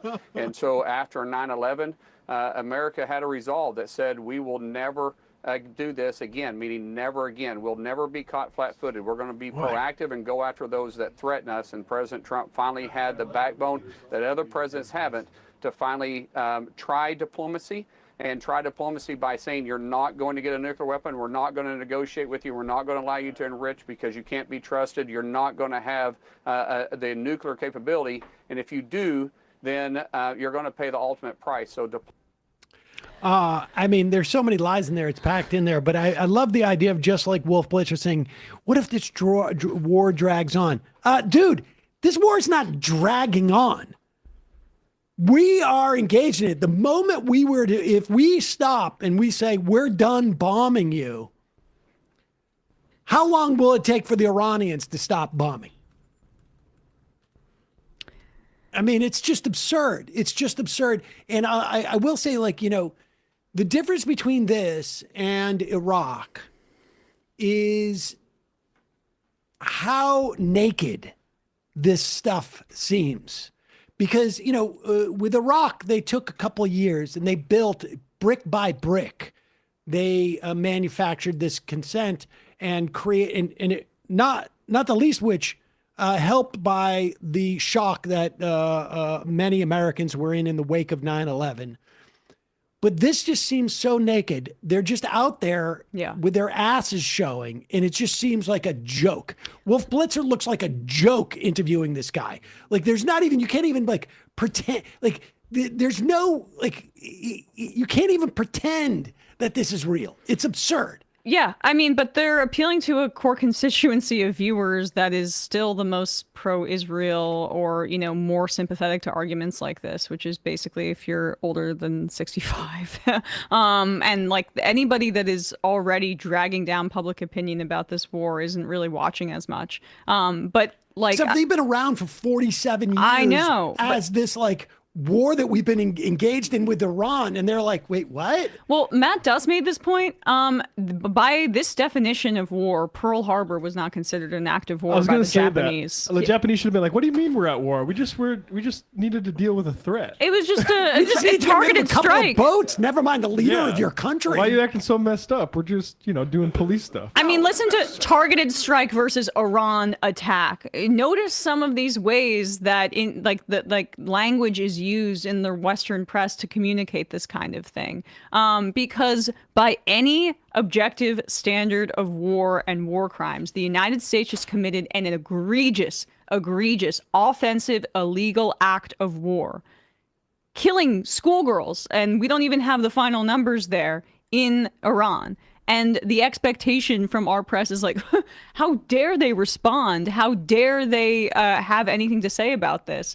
So it's absolutely insane, because the problem is that an act of war and wartime has an actual definition here legally in the United States. And if they concede that this is an act of war that they engaged in without consulting Congress, then there's going to be some procedural issues for them, but maybe not, because there are way too many Democrats that seem to be okay with this. I sort of want to take calls, but I can't get in there. Oh, well, let's do this one, I guess. Yeah, how about we open our minds up and hear some alternative opinions? Yes. We can sit in our own little bubble and with 79% of the rest of the country. Right. And we could sit in our bubble and be like, this doesn't make any sense. I'm going to start calling the U.S. Greater Brooklyn. And we should also, exactly.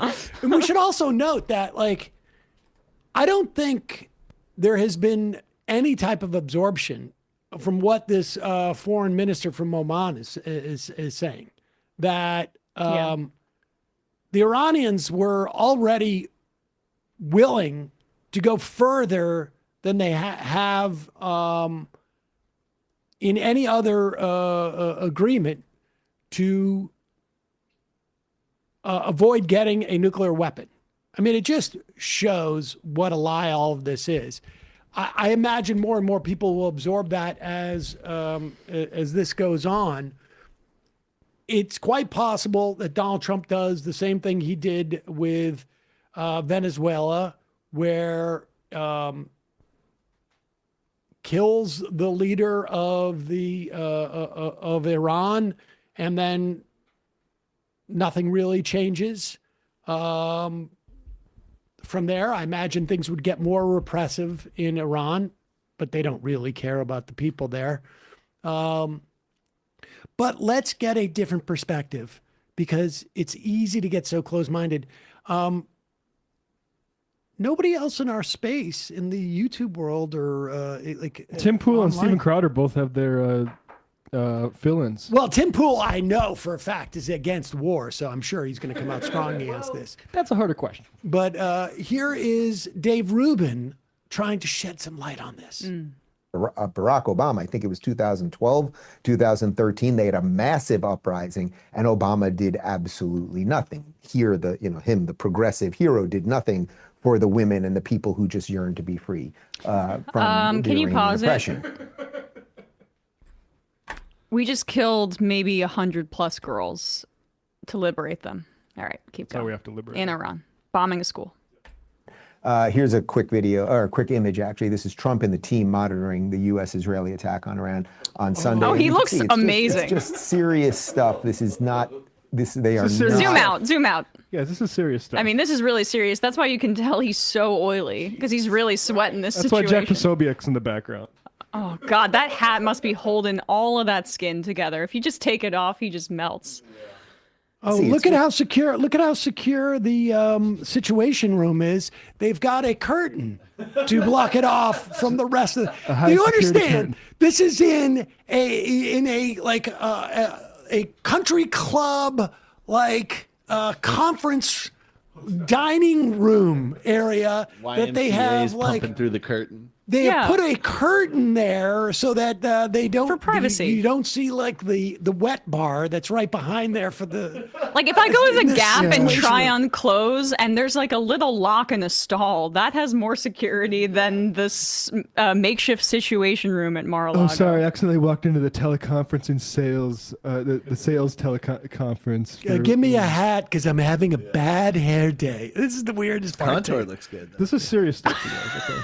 Actually, this is Trump and the team monitoring the U.S.-Israeli attack on Iran on Sunday, and you can see it's just serious stuff. This is not they are not playing around. No, Interestingly, a lot of people Very are asking where J.D. Vance was. He was not in the room at the time. Here is Trump. Also, it sounds like, can we confirm? Is it confirmed that the Israeli strike killed Khomeini? Do we know that for sure? I think that's what happened here. But we'll find out more. But this is a fully coordinated strike, and Iran is now lashing out all over the entire Middle East. I think they've hit 11 Arab countries. If you want to see who the bad guys are, they're being hit by America and Israel, and they're lashing out at their supposed Arab friends, right? Their supposed Muslim friends. Here's Trump announcing. Pause it for a second. Aside from the obvious sophistication it shows about understanding of the relations in that region, first of all, first he said they're Arab friends. Right. Yeah. We should tell you that Iranians are Persians. They are not Arabs. Learning this in middle school. Yes. I'm sure you also learned in middle school because of the Iraq War that there are Shia Muslims and Sunni Muslims. They love each other. And they have some disagreements at various times. Also, the places that Iran has hit are U.S. bases, which might have something to do with why they hit there. If Venezuela sent a missile to Guantanamo Bay, would you be like, they're lobbing missiles at their Spanish friends? They love Cuba, but they're willing to bomb Guantanamo. Well, that's the weird thing is that, he says Arabs, but he means Muslim people more broadly. It's Muslim on Muslim violence. Right. So who are the good guys here? Is it the Americans that bombed the Muslim people in Iran? No, but it's the Iranians who responded, and then also that makes them bad. But when we bomb Muslims, it's good. Okay. They should have trained all their fire on Israel. Then I would have no problem. I guess the only brown on brown violence. Right. We don't like that. Right. He thinks that there's not enough Muslim solidarity, and that's what makes them bad. Let's skip a little bit ahead here. Here's him talking about the Hegseth speech here. He's got a different perspective than ours on that. Oh, no way. Yeah. But it was more that as a TV personality, he knows how to communicate. He looks the part. He says things clearly. And I just thought there was a great speech this morning, but here's just one quick highlight. Turns out the regime who chanted death to America and death to Israel was gifted death from America and death from Israel. This is not a so-called regime change war, but the regime sure did change. And the world is better off for it. Yeah. So let me address the regime change thing one more time. When we went into Iraq, we wanted regime change. Saddam Hussein and the people of Iraq were the same people, right? So we took Saddam out. And by the way, had Obama maybe not pulled out as early as he did, things were getting better in Iraq, but that's a little bit of a sidebar. Right now, but it was largely Arab Muslim people who were being oppressed by an Arab Muslim leader in Iraq. Iran is very different because these are largely Persian people, which is a completely different culture than the radical Islamist leaders, Khomeini and the mullahs, that they were living under. So these people are ready to take their country back. We've shown you videos of what Iran looked like pre-1979, pre the Islamic Revolution. Here, I'm going to show you 2 quick videos here of Iranians now dancing. You've all seen this before. Okay, great. Now they're dancing. Here we but go. It is impressive that he, I guess he was trying to argue that there was nothing for Iraq to return to, but there is from Iran. I mean, without a doubt, there is, well, I mean, a lot of people were very oppressed by Saddam Hussein. I know, yeah. Iraq had a functioning society that could look back on too before it all went downhill.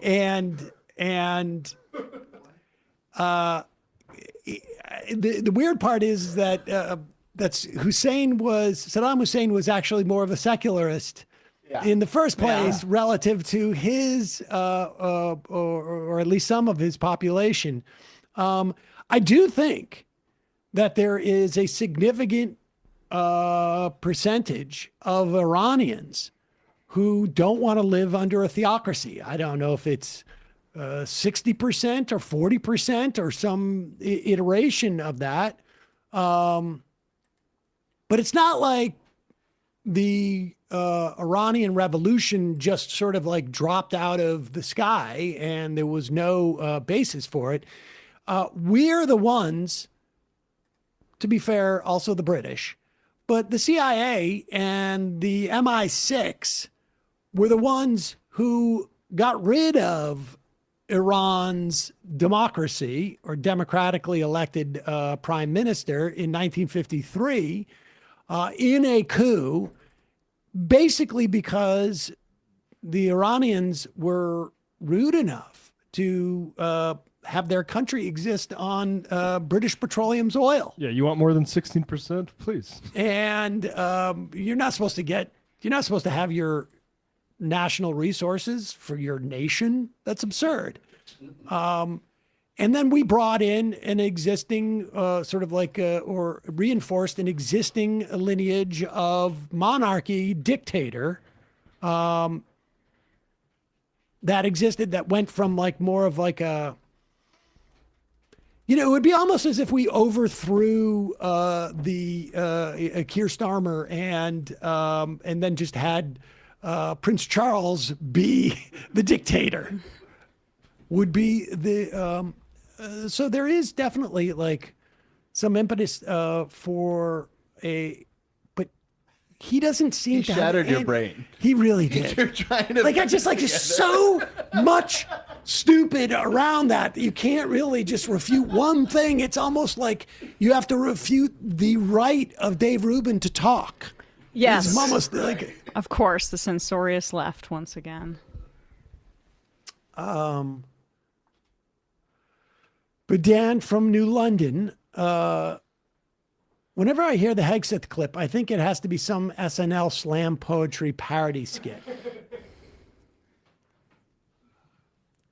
Todd from Raleigh, he's saying the Iranian people are Persians, so they are good, and the Iranian regime is bad, so they're Arab. It's incoherent. I mean, honestly, it really is.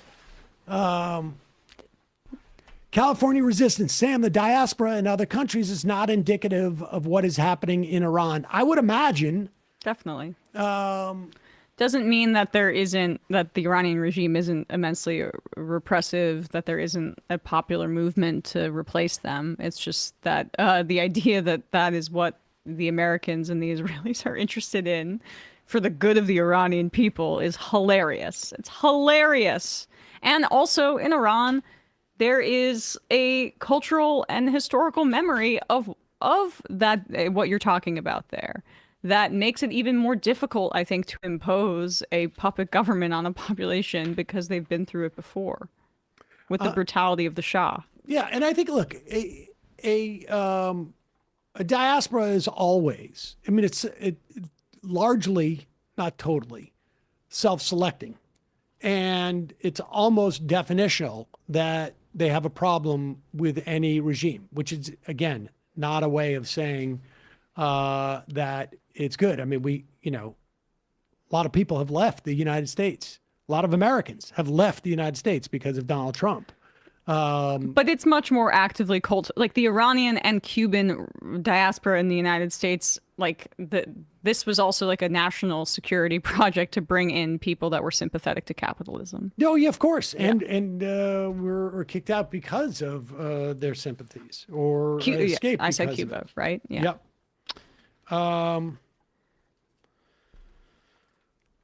What else have we got here?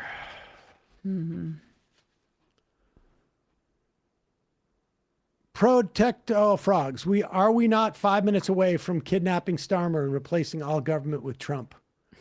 Tumbo Flink, happy Monday, folks. Hello, my name is Sir Keir Starmer. Last week, my party was humiliated in a by-election in what has been one of our safest seats, so I've decided to put British soldiers in harm's way.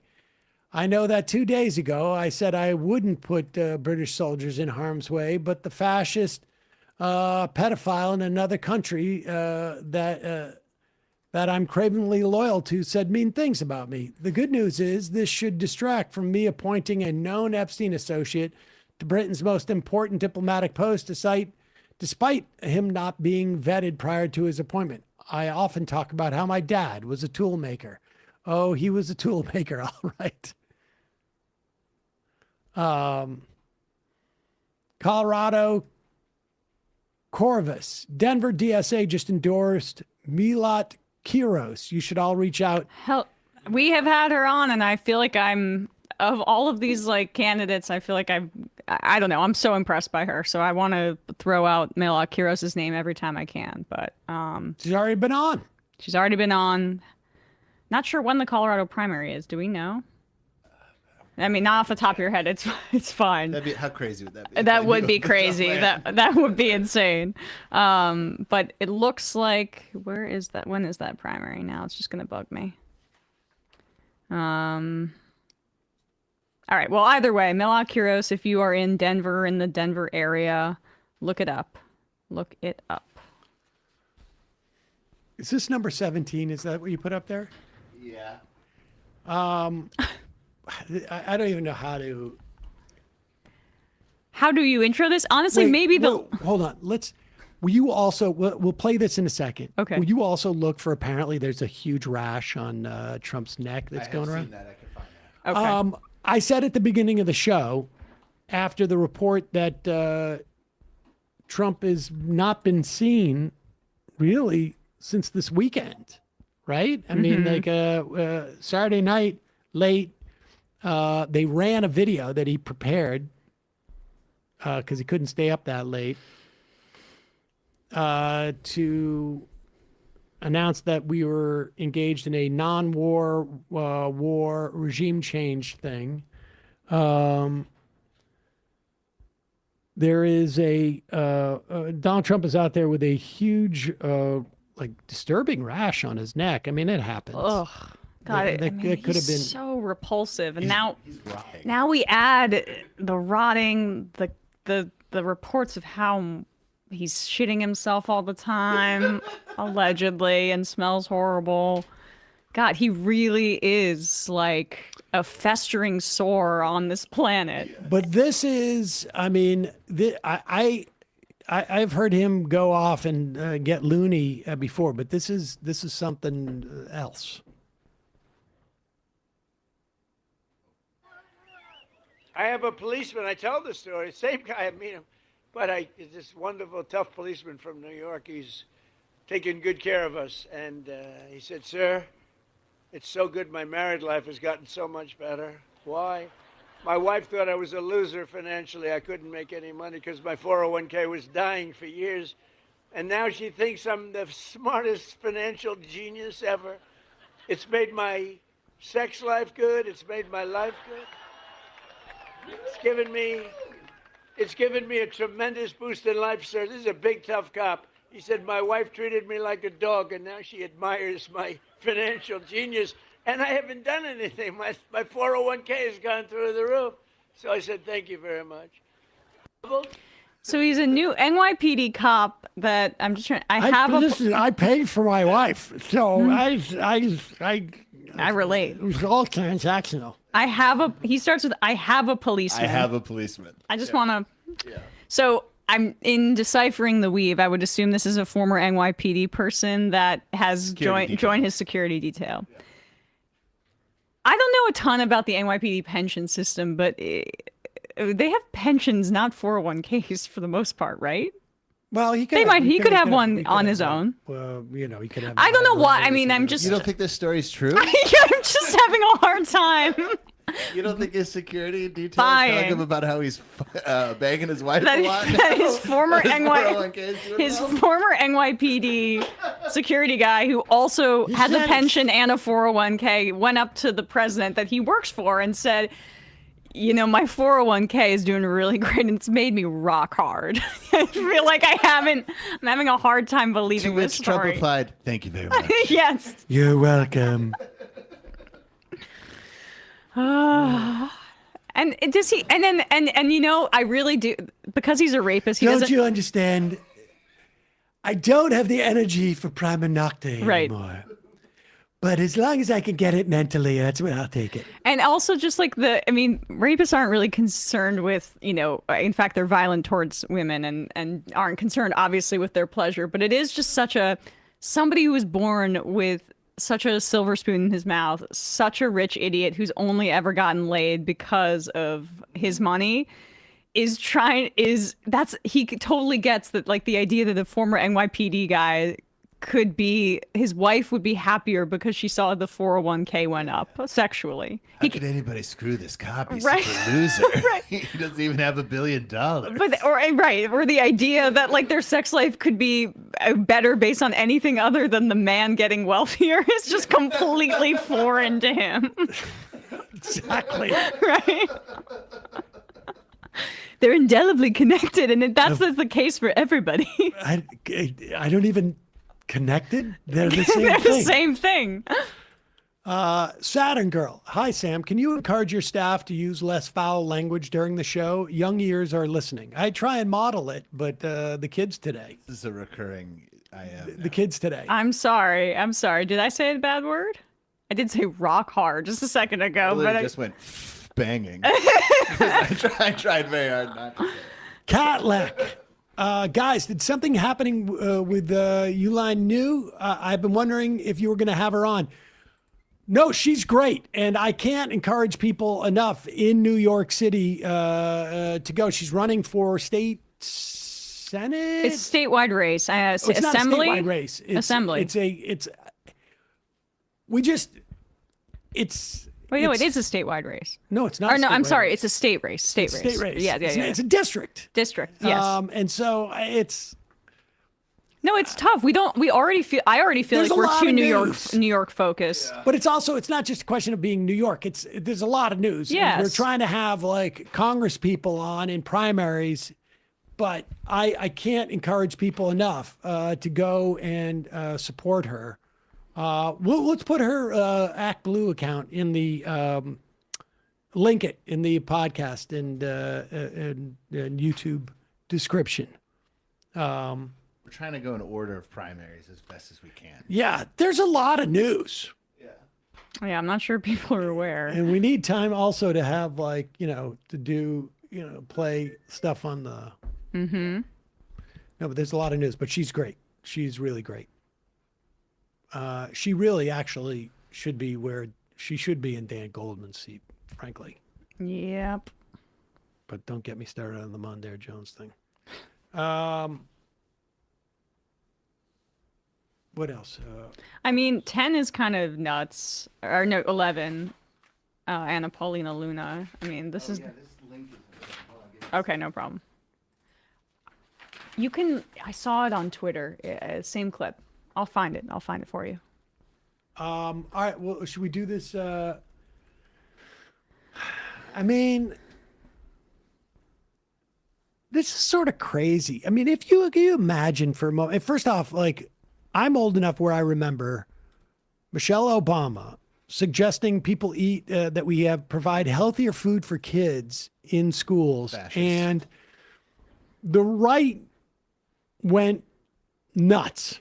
I mean, it was like not just a months-long story, like literally years-long story about how Michelle Obama was forcing our kids to eat broccoli or something. For people that weren't paying attention to politics at that time, if you were paying attention a few years ago, or maybe a year or two, remember the gas stove wars? That was very much like the same construction of the argument about like they're trying, and actually it had less substance because it was like Michelle Obama wanting healthy school lunches, and the gas stove thing was actually like a problem that needed to be addressed regulatorily. Gas stoves, I mean, gas stoves weren't actually happening. She was doing this. She was encouraging healthier food.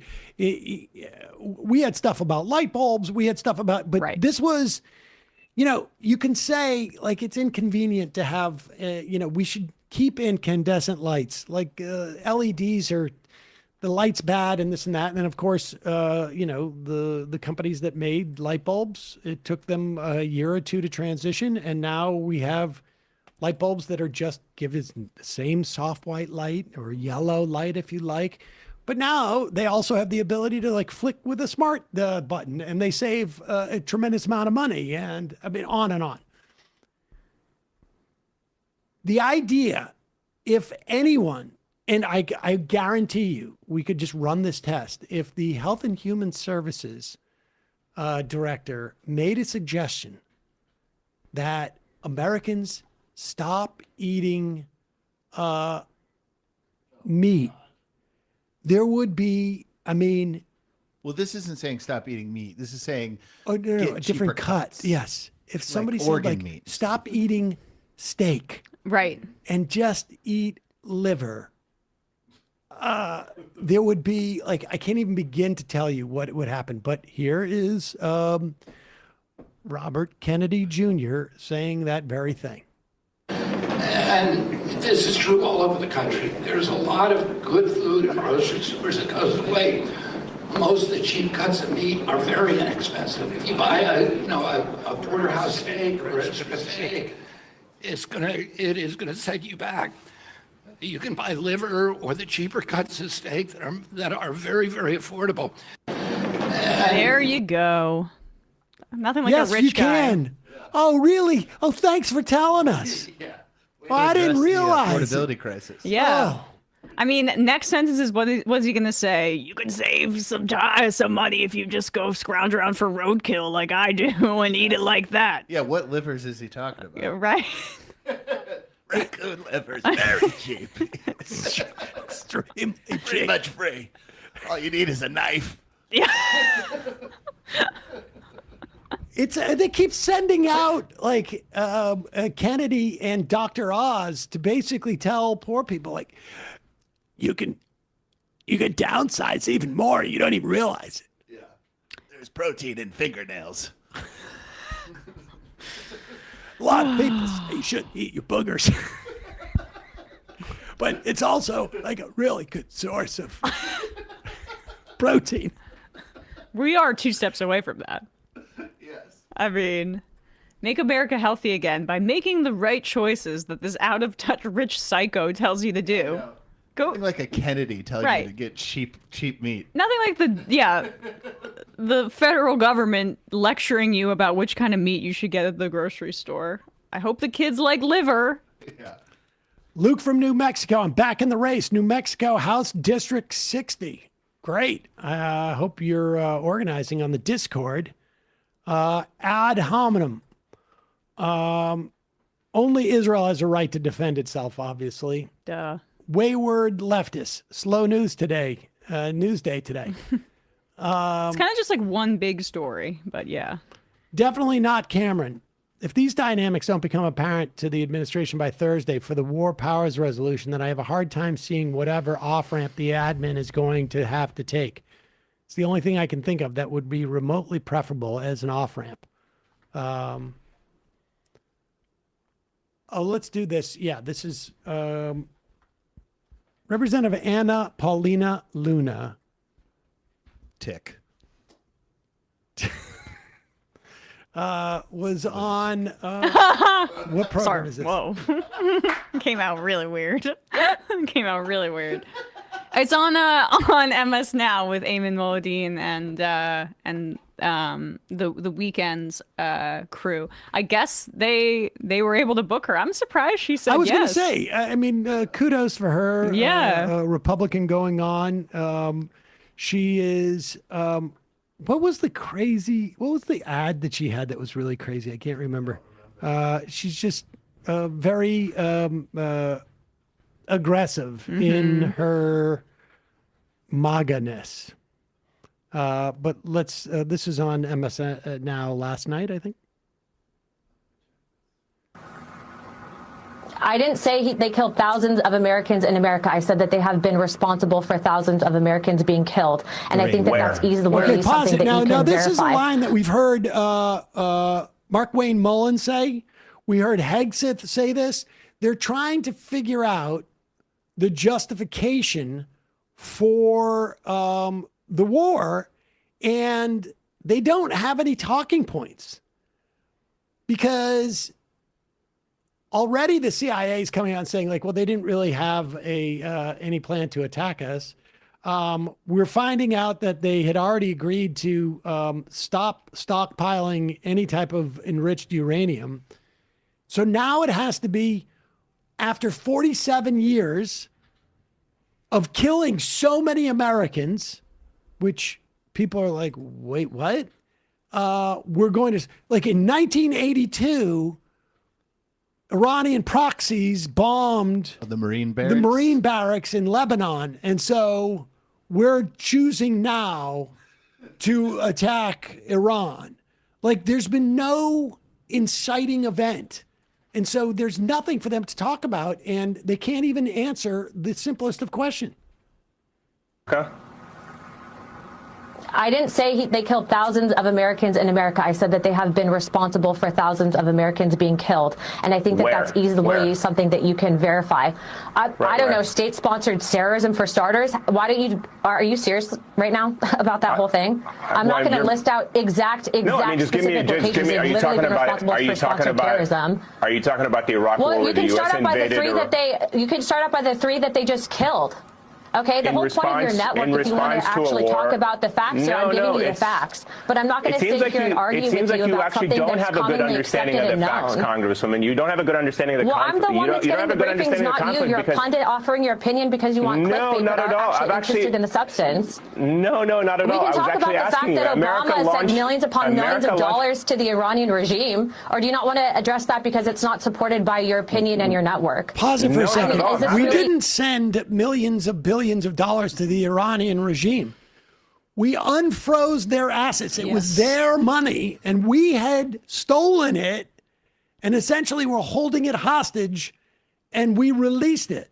Now, you could argue, like, why didn't we steal all of their money at all time? And I suppose we could live in a world where people are allowed to steal other people's money when they have an argument with them.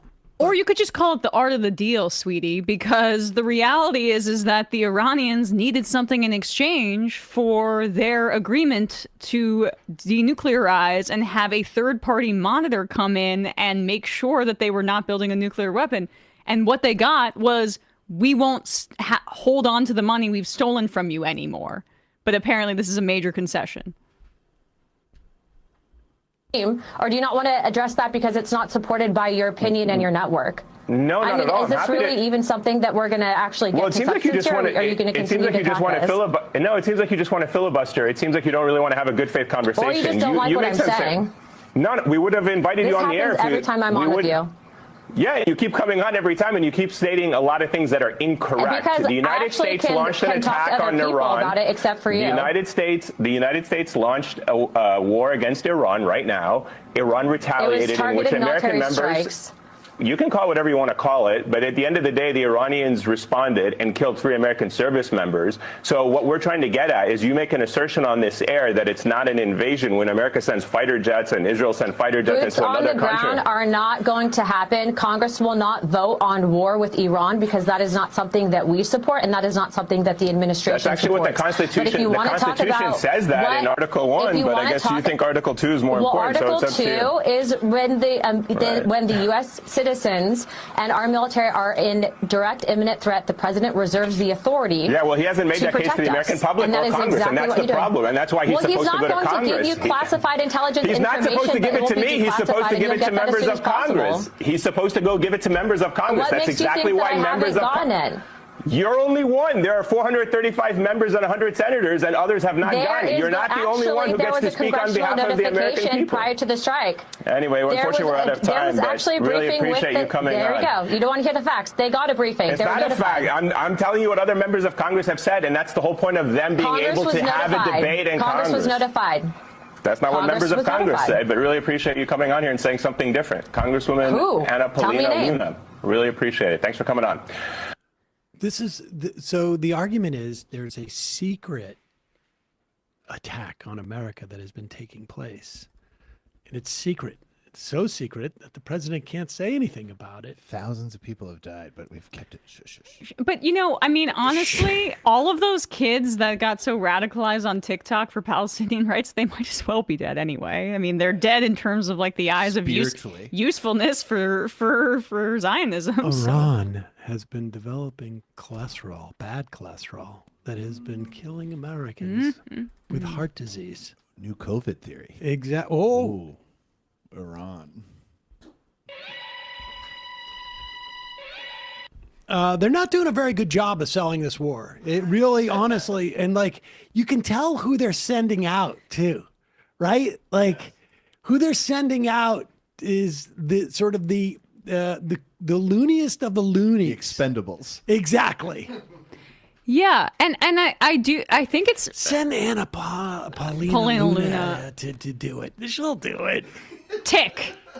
Got that. But I mean, I think it's indicative of the reason that they're trying to say it's not a war and she says it's not an invasion is because that's the only thing that they're sensitive to is public opinion. They think that they can get away with this action like they did in Venezuela if American troops are not involved and it's not a boots on the ground situation. That when they said anti-war, this is what we talked about all the time with why these like Christian nationalists like Tucker Carlson are not allies in the fight against to liberate Palestine and against Zionism is because like they don't actually have a principle against bombing people in foreign countries. They'll just say that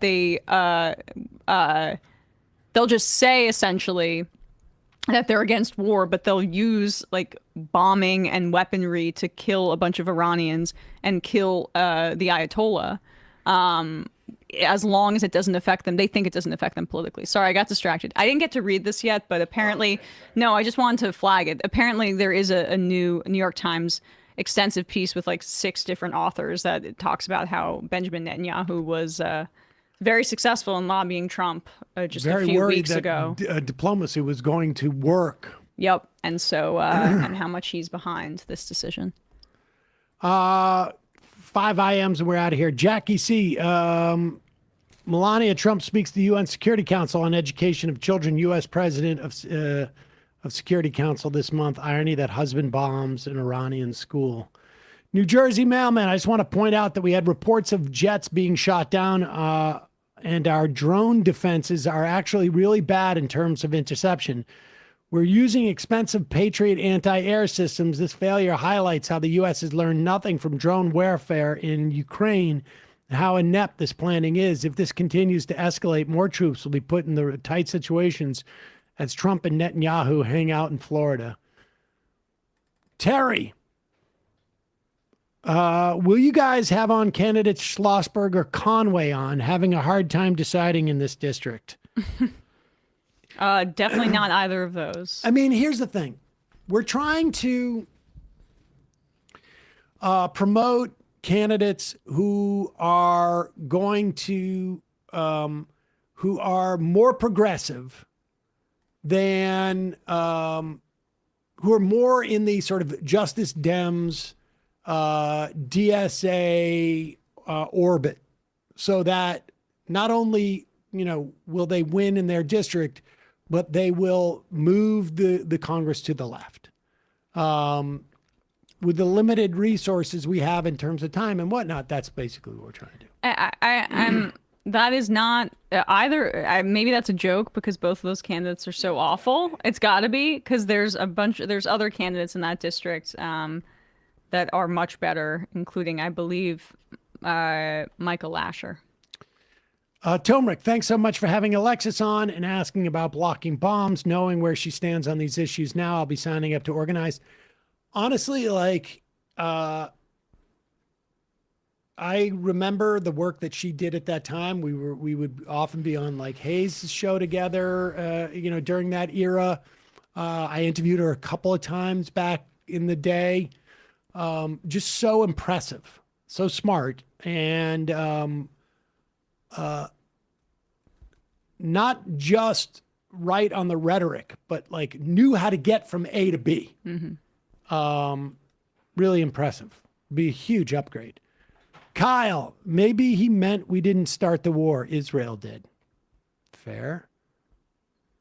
Talking bingo dango. Man, Cuban and Iranian expats are some of the most bloodthirsty psychopaths I've ever seen.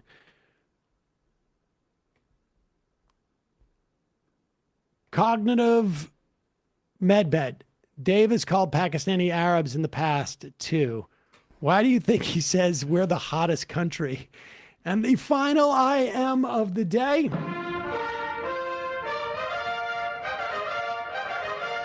Congressional baseball fan. I'm only an economist, but aren't 401ks historically known as managed investments because someone else does the decision-making with your invested money so that you don't have to be a financial expert and manage your stock portfolio daily? How can there be a tape of Emma at a concert as a teenager, but we haven't anyone find at least one grainy VHS tape of Sam performing stand-up at the Kowloon in 89 or 90? Release the Saugus tapes. Yeah, Funny enough, I went to the Kowloon about that time frame too, but I was 7. So the only thing I remember was nearly destroying an entire poo-poo platter on my own. Matt, in absentia, Brian, Emma, great job today, folks. See you tomorrow. It might take all the strength I got to get to where I want, but I know somehow I'm gonna get there. I wasn't looking when I just got caught between the truth and the light bar, but finding out won't make me feel any better.